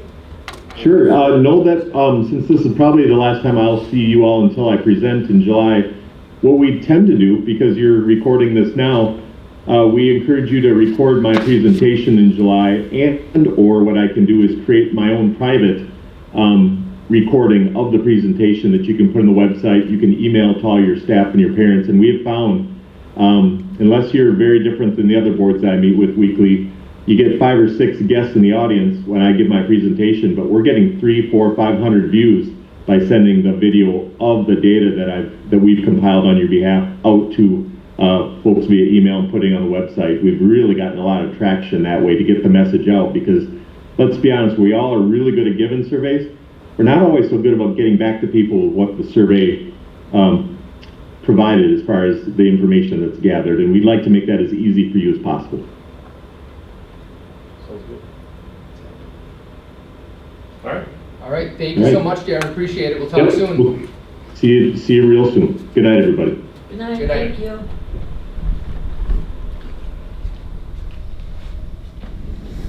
Just in closing on that, Darren has been great to work with. He's super responsive. So when he talks about us getting the data, he's putting stuff in there right away, so we're able to keep this moving. And the thing that I appreciate about Darren and his team especially is that he really is interested in local context. Even though they have sort of a template to start from, it looks very different from that template based on the feedback from you and the admin team as we've continued to work that through without compromising the science behind their survey process, because they're very accurate. When people don't mess with their methodology, they tend to Ian's point, they tend to produce something that we can trust, and that's the most important thing with the survey company.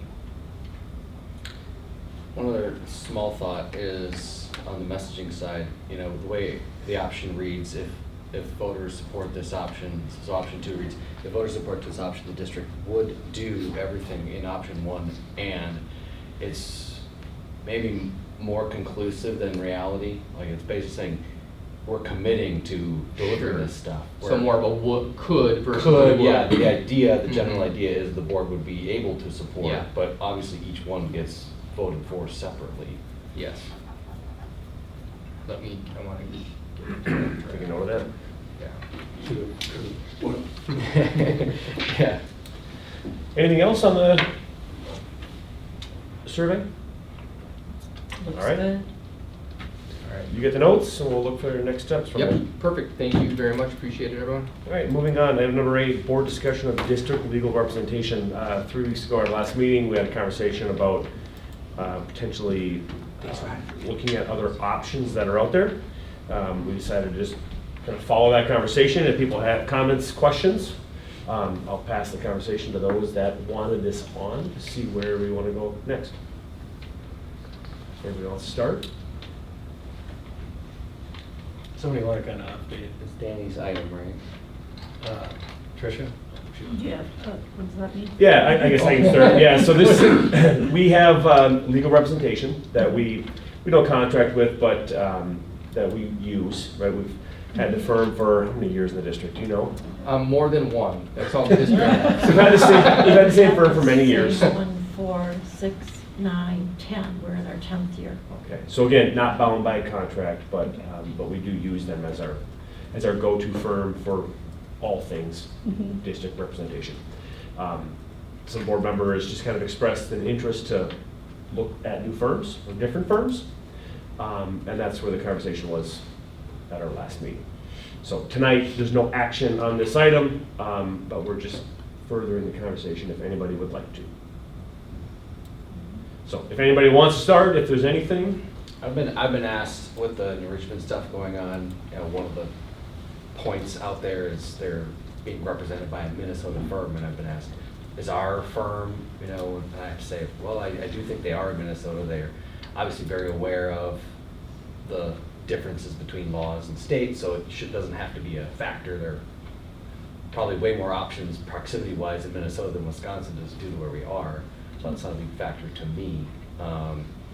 But in watching some of the other videos and listening to different legal representations being characterized, I like some of the other characterizations better by other firms than what I've heard from our current firm, as far as being just more clean and objective. My personal opinion felt like some of the advice has been a little less than objective and a little more like, leaning in one direction, and maybe not always, there's always two ways to look at it, like legal exposure, it's always kind of hypothetical conversation versus, there's the other side of the issue too of what the community wants, and so I am in favor of, just trying someone new. It's been a long time.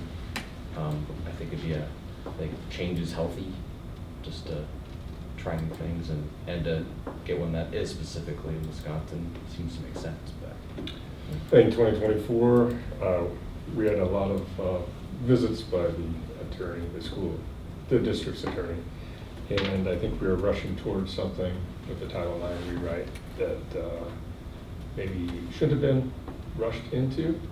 So my feeling is that I think it's based on that alone, I think is a good reason to look elsewhere. Okay. Anyone else? Well, I think similar to the survey, I don't want an attorney that's going to tell me what I want to hear. I want them to tell me what they think. I disagree with things Trevor said. Didn't change how I voted for things, but I don't know if that makes sense. Laura, any comments? I feel confident that we have been getting accurate legal advice. And I know that the attorney who is representing us is licensed in Wisconsin and is very familiar with Wisconsin law. The only thing that I might be interested in is going with a law firm that was closer. I understand from being at the convention, the WASB convention this past winter, that there is a school law firm that is opening a branch office in Hudson. And when we're looking at things like expulsion hearings and we have to pay the rate of the attorney to drive over to our district, when you're looking at the big picture, I'm not sure it makes that much of a difference in the dollars.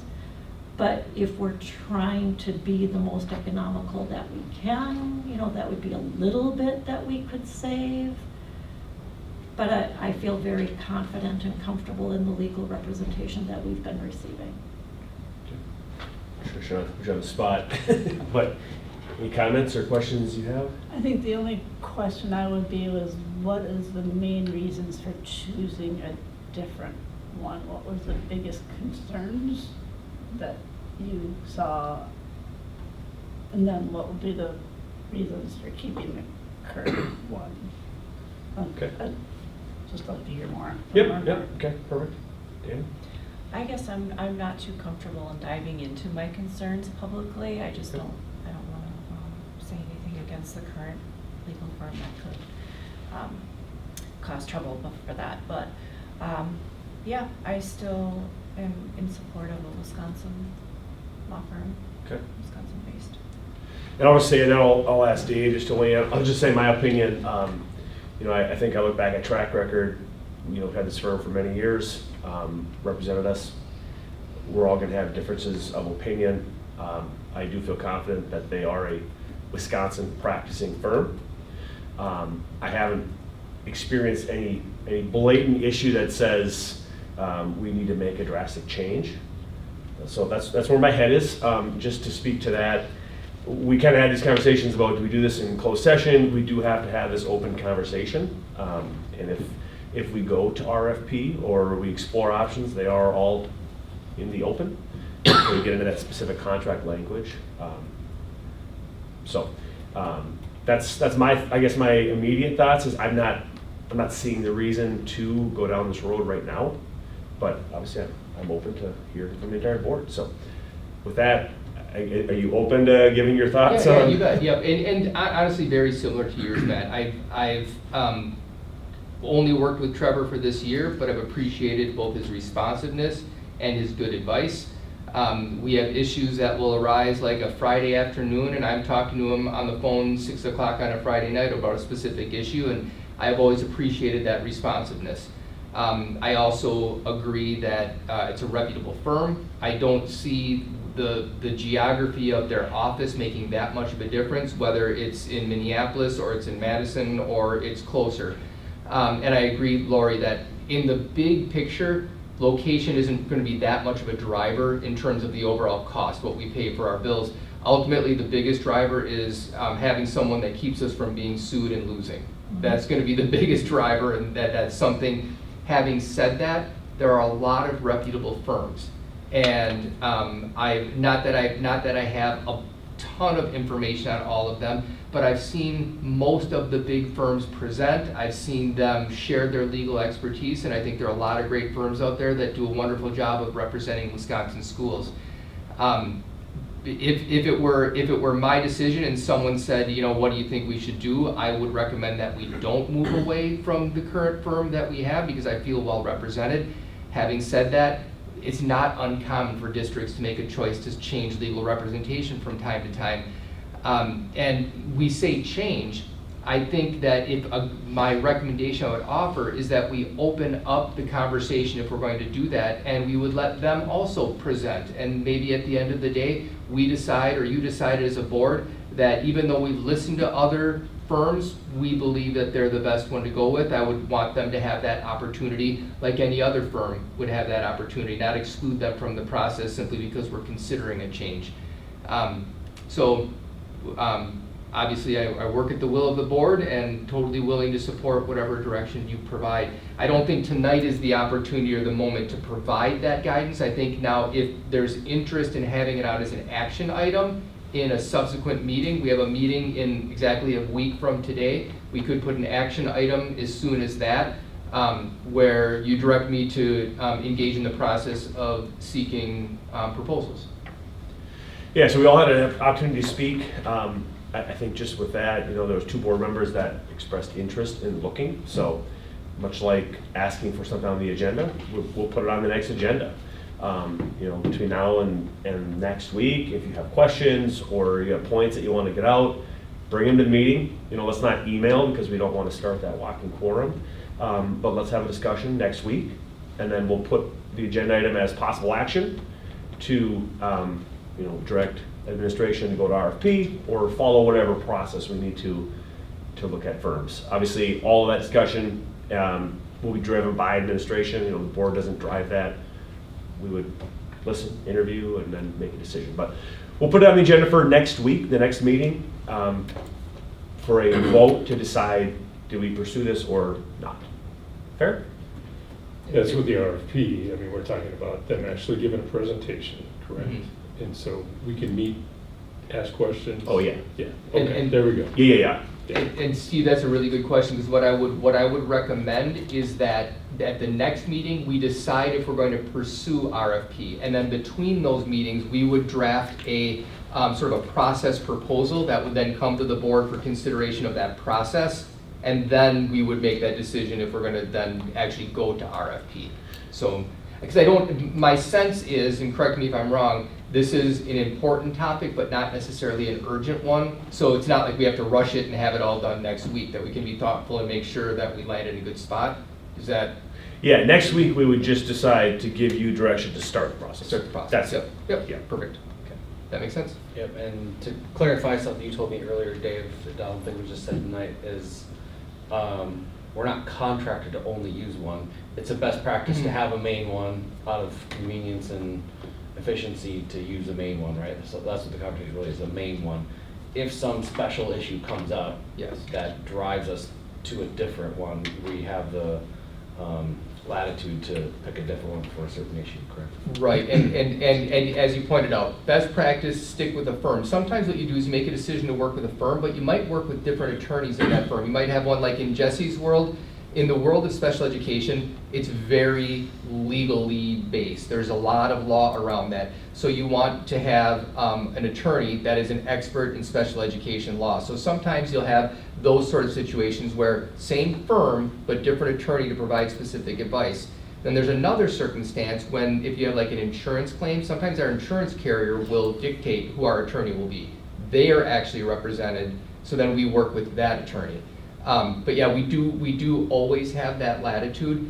I think I mentioned this, my strongest recommendation, where I would push back the hardest, is if we get in the position of cherry picking. Like we have a topic or an issue, and we want to pick an attorney that we think is going to give us the advice we want to hear on that issue. That would be something I would advise avoiding at all costs. All right, so this will come back to the next meeting. Next item number 9, board discussion of human growth and development curriculum process. This item was requested by a couple of board members to have a discussion. So I'll pass it to whoever would like to start that made that request, and then we'll go from there. Sure. Okay, so what I know about the topic that I requested be on the agenda tonight for discussion, pretty simple. The actual topic is pretty simple, but I'm interested in a broader discussion if the board is interested as well. The simple issue was the human growth and development curriculum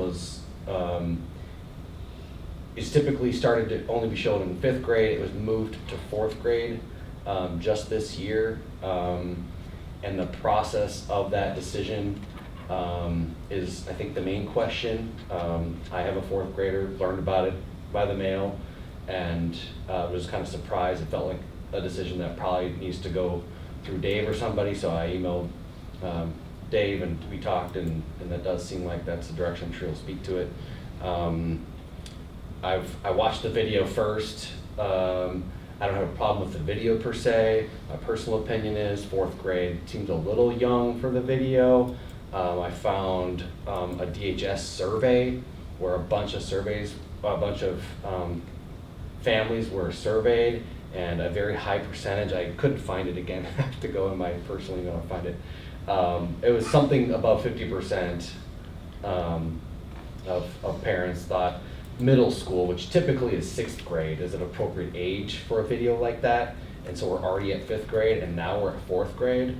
So definitely for me, that's a community parent conversation that needs to happen, not a admin decision. So just curious, Dave, thoughts on that.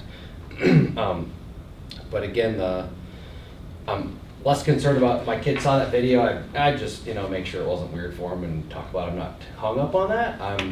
I'm more interested in, is there a broader discussion we should have about the process of those? Are there other areas that we need to have better processes so this doesn't happen again in potentially a more controversial topic or cause other things? So that's 2 cents. Do you want to add anything? Not really. I was surprised as well to see it at 4th grade. I was to say, being most of us don't have a 4th grader, so maybe pass it to you to kind of give some background on what we're even talking about, and then we can talk amongst the board. Yeah, perfect. So, and I appreciate the fact, Corey, that you brought it to me, because there certainly was a process glitch in there. And when I say that, I'm basing it on my past experience. So nothing was done wrong, but there probably was a step in there that should have taken place. So when a school district chooses to engage in human growth and development education, you can choose to do that or not to do that. But if you choose to do that, there are very specific guidelines that you need to follow. You can say, we're not doing anything with human growth and development, and that's fine legally, that's completely permissible. But if you choose to engage in human growth and development, very strict in terms of the process that you follow. I shouldn't say strict, pretty, it's a lot of detail in terms of the process you need to engage in. And one of those things is to have a community advisory board that provides input. My understanding is the last time that happened was 2024, and we are, to the best of our knowledge, there's not a document that was produced after that then went to the board to say, this is, like, these are the guidelines, this is when this instruction should start, this is the scope of that instruction grade by grade. In my past life, that's what I would have generated, brought to the board, and we would have had a conversation that this is what happens at 4th grade, this is what happens at 5th. And when it comes to human growth and development, religion or politics, we want to be tight on our process, because those are the 3 areas that tend to engender the strongest emotion in terms of controversy. So we want to be really tight on that process. So this was a good reminder that we need to tighten that process up. So what I would anticipate, and well, actually not anticipate, I'm planning on bringing to you, we'll meet with the folks that were, the staff members that were involved in the 2024 conversation, do our best to discern what that guidance would have been or is, and bring that to the board for conversation and ultimately for approval. So we will have tighter guidelines by grade level, what's taught and when. One thing that I would offer though, and I have not seen the survey, but I'm curious if that survey was about sex education or human growth and development, because there's a distinct difference in those 2 concepts. Human growth and development is a much broader umbrella, sex education is under that umbrella, and that doesn't happen until older grades. This instruction was purely about puberty. This was just about the growing up process, and one of the reasons that the decision to go to change that to 4th grade is that we have kids that are going through puberty as early as 4th grade, in some cases earlier. So that was why the decision was made to make the change. I can just sort of fast forward. The recommendation I'll bring forward to you, I don't know all the specifics, but I will be recommending that we do make that change to 4th grade. That is considered best practice by everything that we've seen. Having said that, we need to make sure that we have that conversation here before I will bring a recommendation. It's for you to approve if that's the timeline that will follow. So the decision to make that change is following, we were the outlier. We were the only district that we talked to that did not start this at 4th grade. Doesn't mean that we need to, but that is part of the data that was considered when that decision was made. So as Corey said, it's really more about process than anything else.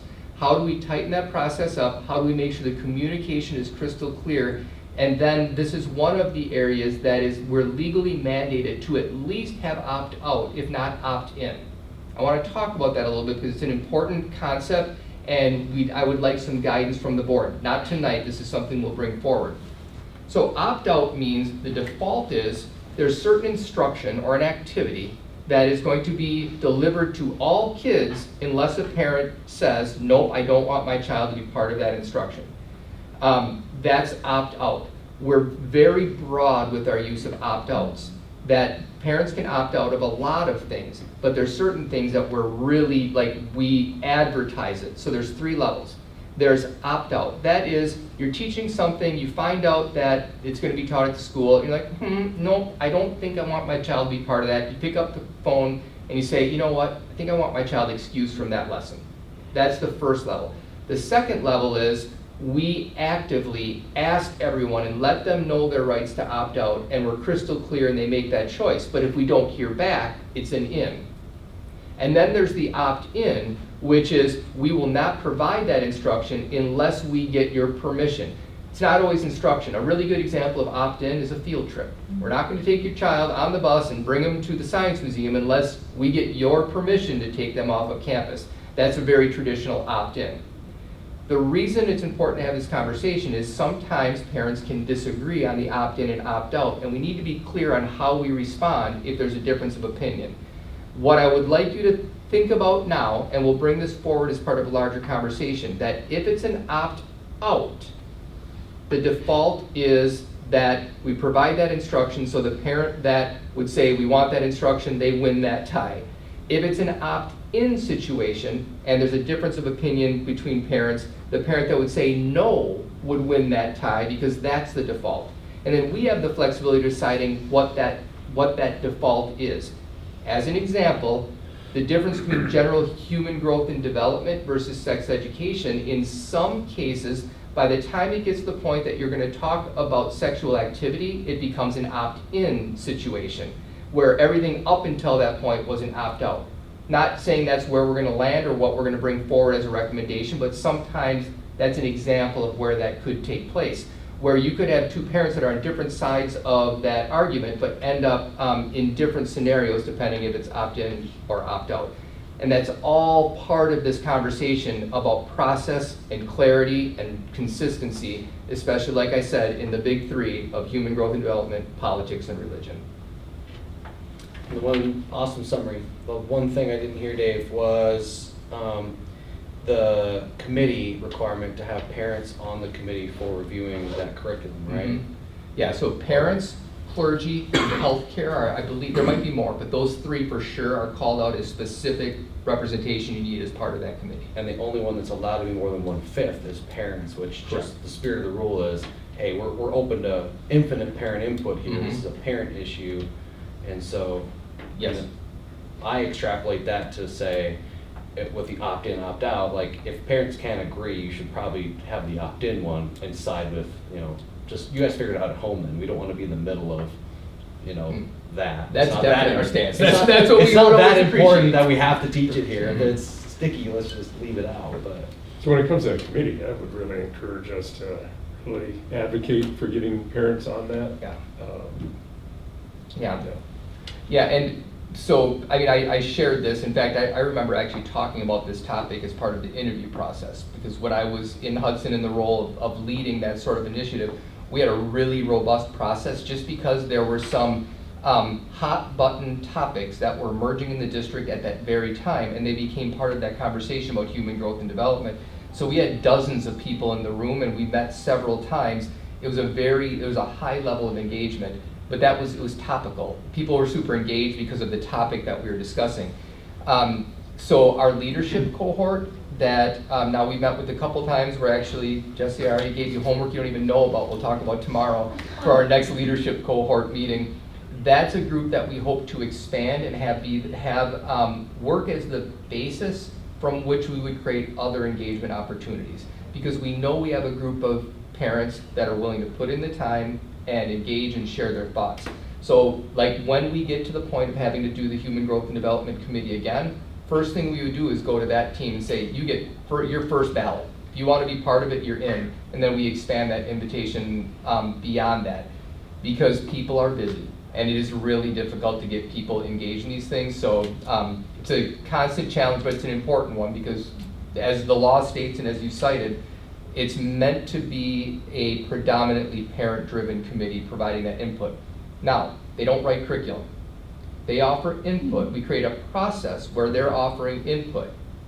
Then we administratively, we interpret that, share back that interpretation with that committee. Does this match what you're saying, what you were saying? They endorse that, and then we would bring that to the board. So when I bring a recommendation that has input from a committee, it will always be that process. We work through it, we come up with a recommendation, we share that recommendation back to the team and build consensus. We're like, yep, that represents what we said. Then we bring it to the board for approval or consideration. This one would be approval, human growth and development. Sometimes it's just gonna be consideration. It might be a lesser topic that, like, we want you informed, but really it's more of an administrative function. I think I would really prefer if we don't just choose from one group of people that have shown interest in things in the past, but I don't know if you can make it public that you're looking for. Oh yeah, we would. Oh, Yep, okay. we just start with that group. That would they would just get the first opportunity. We would only do that if there's no limit. Like as an example, in I think every example that I can think of where I was engaged in putting together a community engagement group, we set sort of a range of participants, but if we had more people that wanted to be involved, they're welcome to be involved. So it wasn't like, there wasn't like you have 10 spots and you get the first 10 leadership cohort. That's just the first group we would speak to because we are more likely to get participation from them. Any other comments or questions on this topic? Obviously, there's no action tonight. This will come back at some point when you have something. Yes. But is there any other comments that anyone wants to make? I've been involved with that committee for several years, and it was extremely difficult in the past to get parental involvement. We had parents on the committee, but many of them were staff members who were parents, just because, I mean, we put it out, it was well publicized that we needed community involvement in here, but it was difficult for people to make arrangements during their schedules, their commitments to fit it in. Yeah, that is always a challenge, regardless of the topic. It's just a challenge because people are busy. They've got a lot going on. And what ends up happening is the families that are willing to put in that time, they're likely going to be the same family who have kids that are very involved in a lot of stuff, so you have competing priorities that creates a challenge for us, but it's an important one.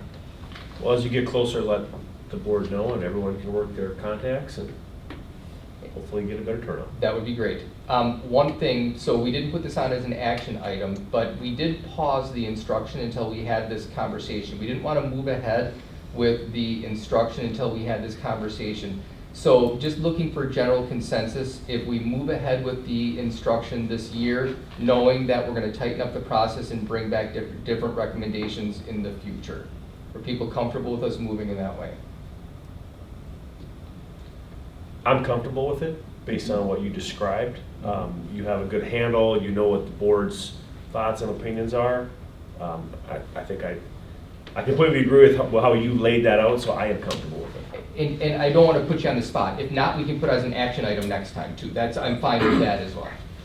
So I prefer we keep it on hold. I mean, it seems like just such a distraction for, I think at that age, like, keep it at,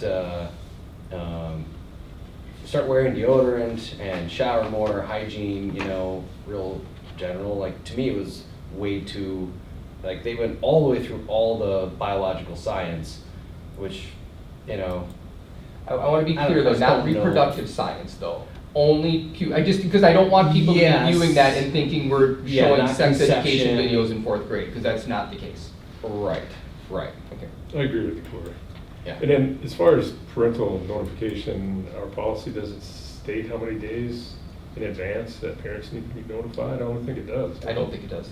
So I think that's something to consider, is 30 days or something. There was a date timeline. I think we got our parental notices last week and then they were turned in today, so it was at least a week that parents had time to think about it and fill out the paperwork. I'd say the longer the better.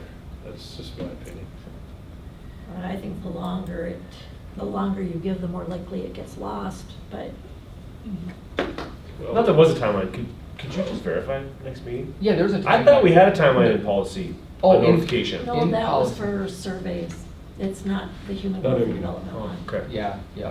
That was if you're giving a survey that touches on. On those topics. Mhm. Okay.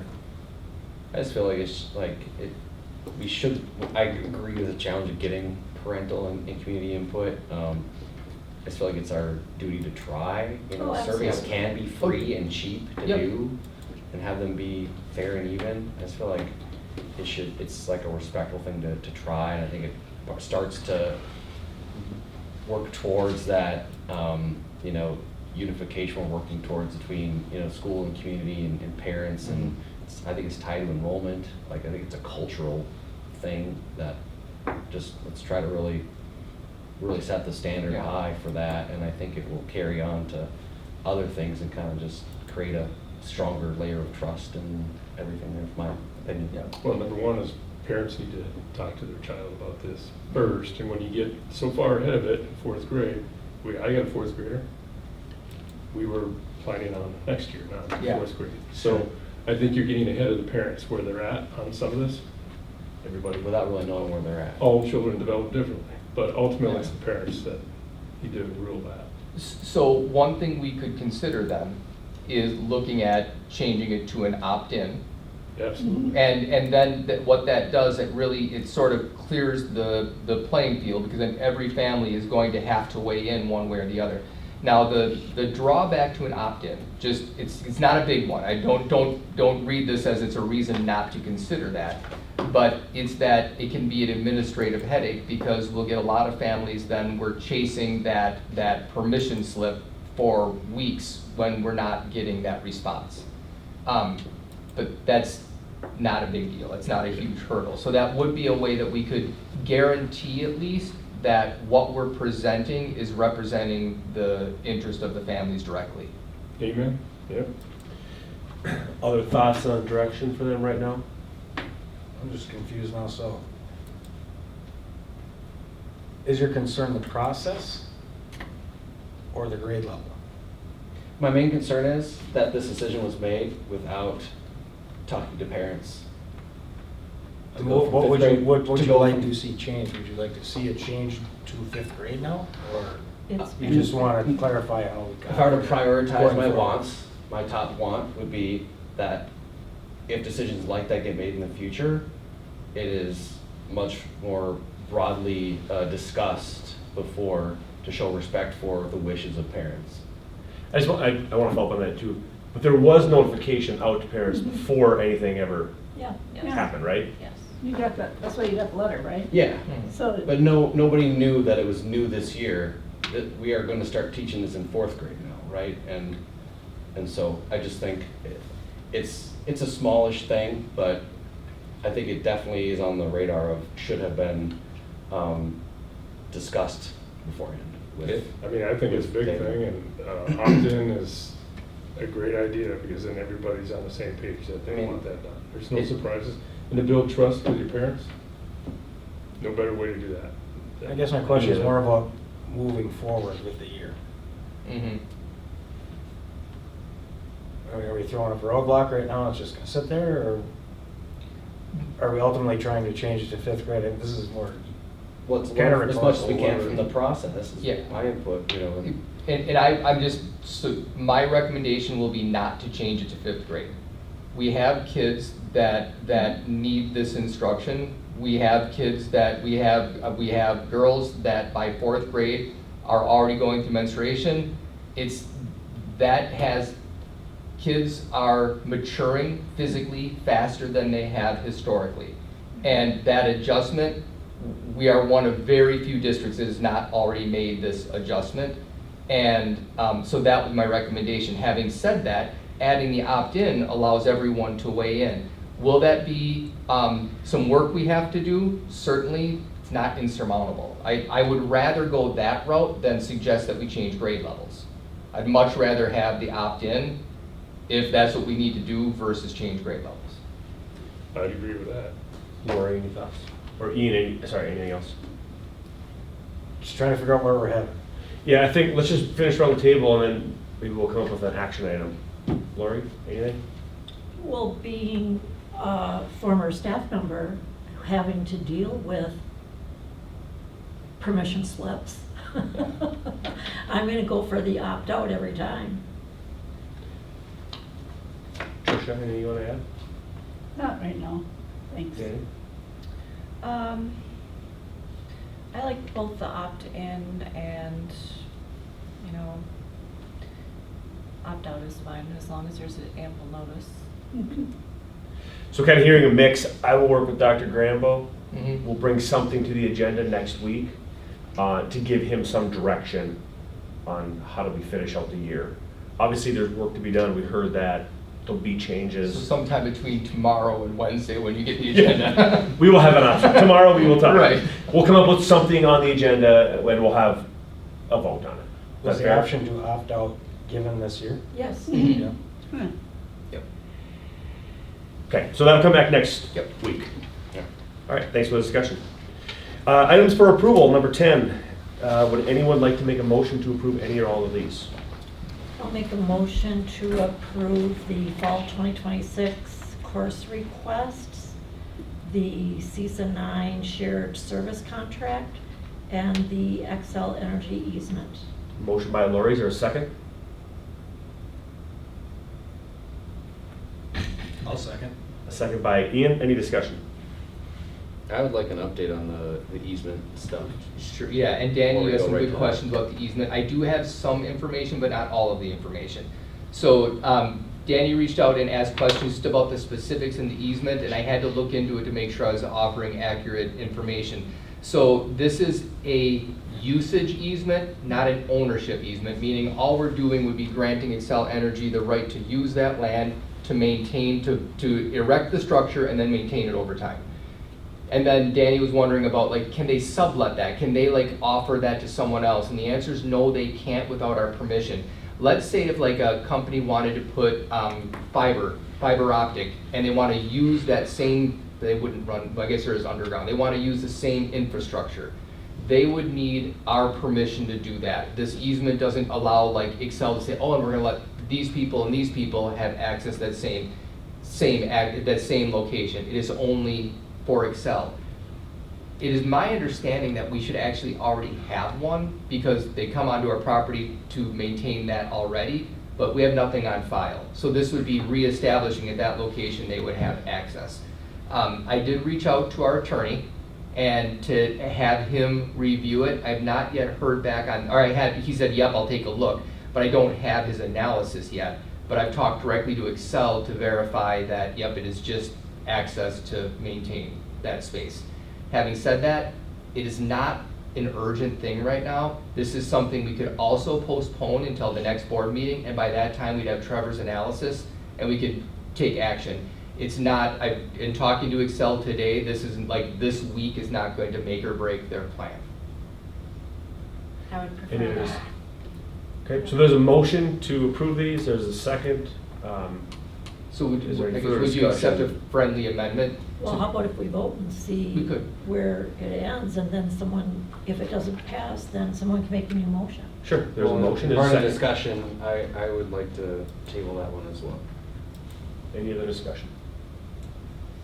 All right, we'll just do a vote and we'll see what the numbers are, and then if we need to do a roll call to turn it. So all those in favor? Aye. Aye. Any opposed? No. No. So we have a no, a no, a no. No, okay. All right, motion fails, 5-2. Would anyone like to make a different motion? I'll make a motion to approve the fall 2026 course requests and the 26-27 CISA 9 shared service contract. A motion by Lori, a second by Ian. Any discussion? All in favor? Aye. Any opposed? Motion passes. Can I ask just a clarifying question then? If we get clearance from Trevor that there aren't risks, would we be ready to vote a week from today? I have questions, Okay. specifically for Trevor. Okay. Do you want to get them to me and I can send them his way? Again, yeah. Okay, that's great. Thank you. Okay, we'll plan to bring this back to next week. Yeah, at the earliest. It'll be on next week, but yeah, Mhm. if we don't have the information, then Can. push it out again. Sounds good. Okay. Item number 11, we need to appoint some policy and committee members. You'll notice that B does have a typo here, but we'll get to that when we get to that point. So the first one's policy committee members. Past practice has been 3 board members. That way we don't have a 1-1 split. 3 would be great.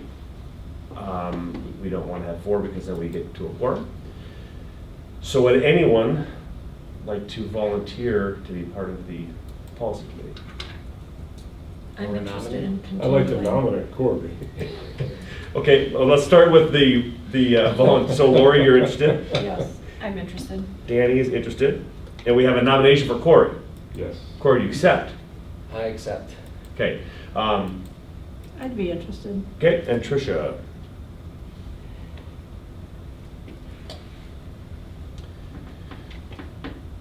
What have we done in the past? Probably need to vote then, right? Well, we have. So would we list? We've never had so much interest in a Would we- policy committee before. So I would say we should list the 4, and then you'd vote for 3. Correct? There we go. With me. Okay. We could use these. Yeah, so let's use those. Does everybody have one? I already ruined mine, I didn't even. You good? I have an extra. Oh, can you turn it into a paper airplane?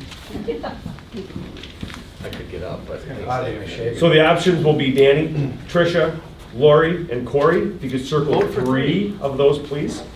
No bullet voting, people. Circle.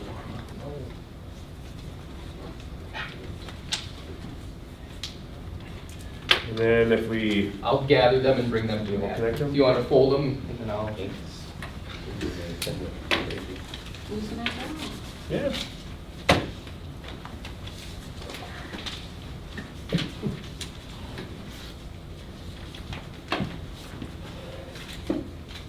President? You want me to do them? Yeah. Well, I was a vote. Should somebody else do them? Oh, yeah.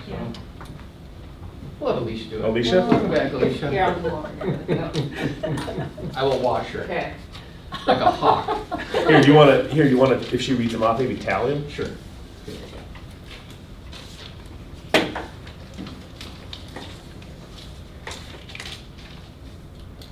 Well, while they're doing that, we can move on to the delegate. So the delegate for CISA 11, So the typo here is June. That's actually, it happens at the January meeting, No, correct? this is the CISA meeting.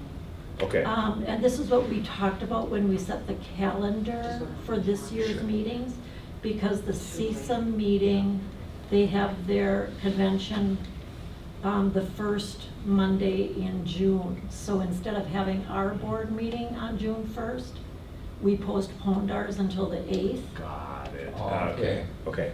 But it's still gonna be this year. not It's last year. this year, it's 2026. Coming up. So it should be June 1st, 2026. Okay.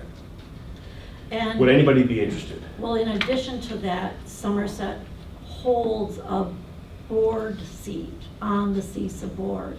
So typically, the delegate is the one who's the board representative for CISA as well, which has been me. And I am interested in continuing unless, somebody else feels strongly about going to another board meeting in Turtle Lake. Lori's interested? Is anyone else interested? Is anyone else interested? The crickets are. In another meeting in Turtle Lake in the evening. All right. Have you had a CISA dinner? You don't know what you're missing. Did you say it's June 1st, It is 2026? June 1st, 2026. I would do it for the fried chicken if I could. Are there drinks too? Typically, there is no dinner and there are no drinks. Oh, Okay, well, there you go. Go for it. Bring it on. All right, Lori is the delegate. All right, Lori's delegate. Policy committee. I'll change that when I have Yep. access into it. Okay, I'm just gonna go down each one so you Yep, can tally. yep. Okay, first one is one for Tricia, Mm-hmm, one for Danny, mm-hmm. one for Lori. Got it. One for Tricia, Mm-hmm, Danny, mm-hmm, Lori. mm-hmm, Corey, mm-hmm, Danny, mm-hmm, Lori. mm-hmm, Corey, mm-hmm, Danny, mm-hmm. Lori. Okay. Tricia, Mm-hmm, Danny, mm-hmm, Lori. Corey, mm-hmm. Danny, Lori. Tricia, Danny, Lori. Hopefully I didn't go too fast.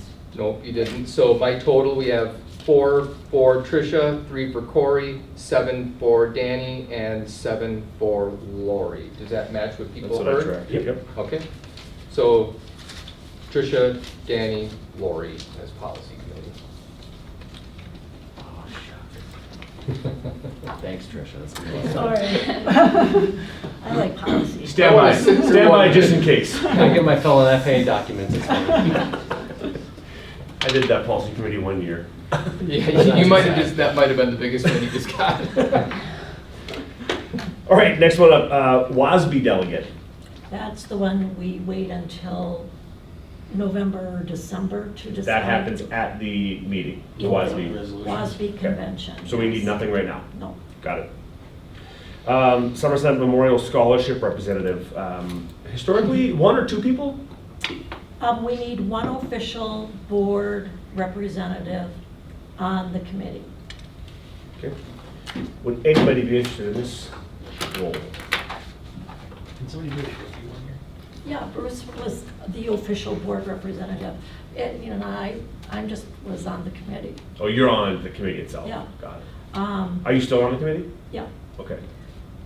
Do you want to hear about being Yes. on the scholarship committee? It's a wonderful organization. I'm going to be talking about it when we go once around the table, about everything that we have accomplished this year. But we meet only once a month. It's the first Wednesday of the month. The meetings last 1 hour only. We don't go over the time limit. Sometimes you get out early.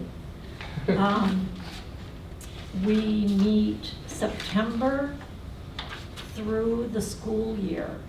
We do not meet in January, so we're talking September, October, November, December, February, March, April, and then May. And typically in May, we have 2 meetings. We have one at the beginning of the month, and then we have one at the end of the month after the awards ceremony of the scholarships.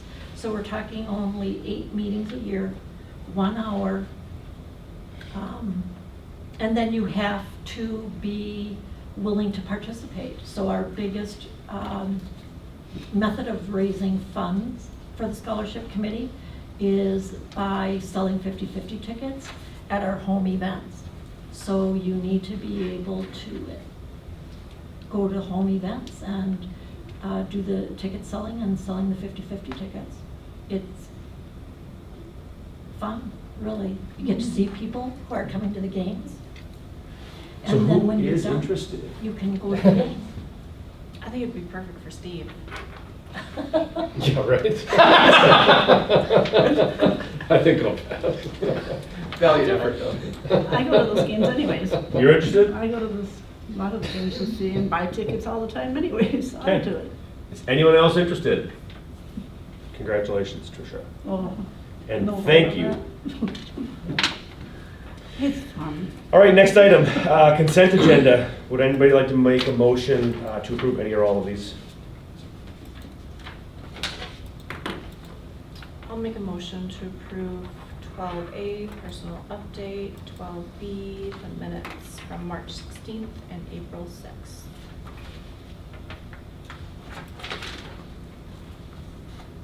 Board bills and donations. Nothing else? Oh, I'm sorry. Oh, I'm gonna keep, yeah, C, Keep board going. bills, turn the page. Donations. Okay. I'll So say that. there's a motion by Danny for everything listed in the consent agenda, a second by Steve. Any discussion? All in- Yes, there is some discussion. Go ahead. And I just wanted to point this out due to our conversation about the referendum question the survey that we're putting out. There were some bills to, I think it was Wells something, Wilman Works. Yeah. There were 2 bills for repairs on the middle school roof.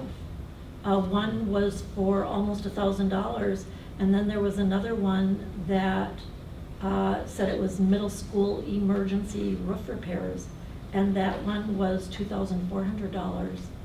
Yeah, so early in the spring, it was raining in the media center in the middle school, which is never something we want to see. So we had some leaking that needed emergency repair. So, and it does get, like when we talk about things that we need to do with maintenance, we've deferred maintenance too long already, and this would be an example. There should be a more comprehensive fix up there, but we're patching things together, and you can only patch a flat roof so many times before you end up in trouble. And not that it's uncommon to be in the situation, but we need to get ourselves out of this so we don't end up doing more damage. We were fortunate with that leak. It came down in a place that didn't do a lot of damage to books or to electronics, but that's just luck of the draw.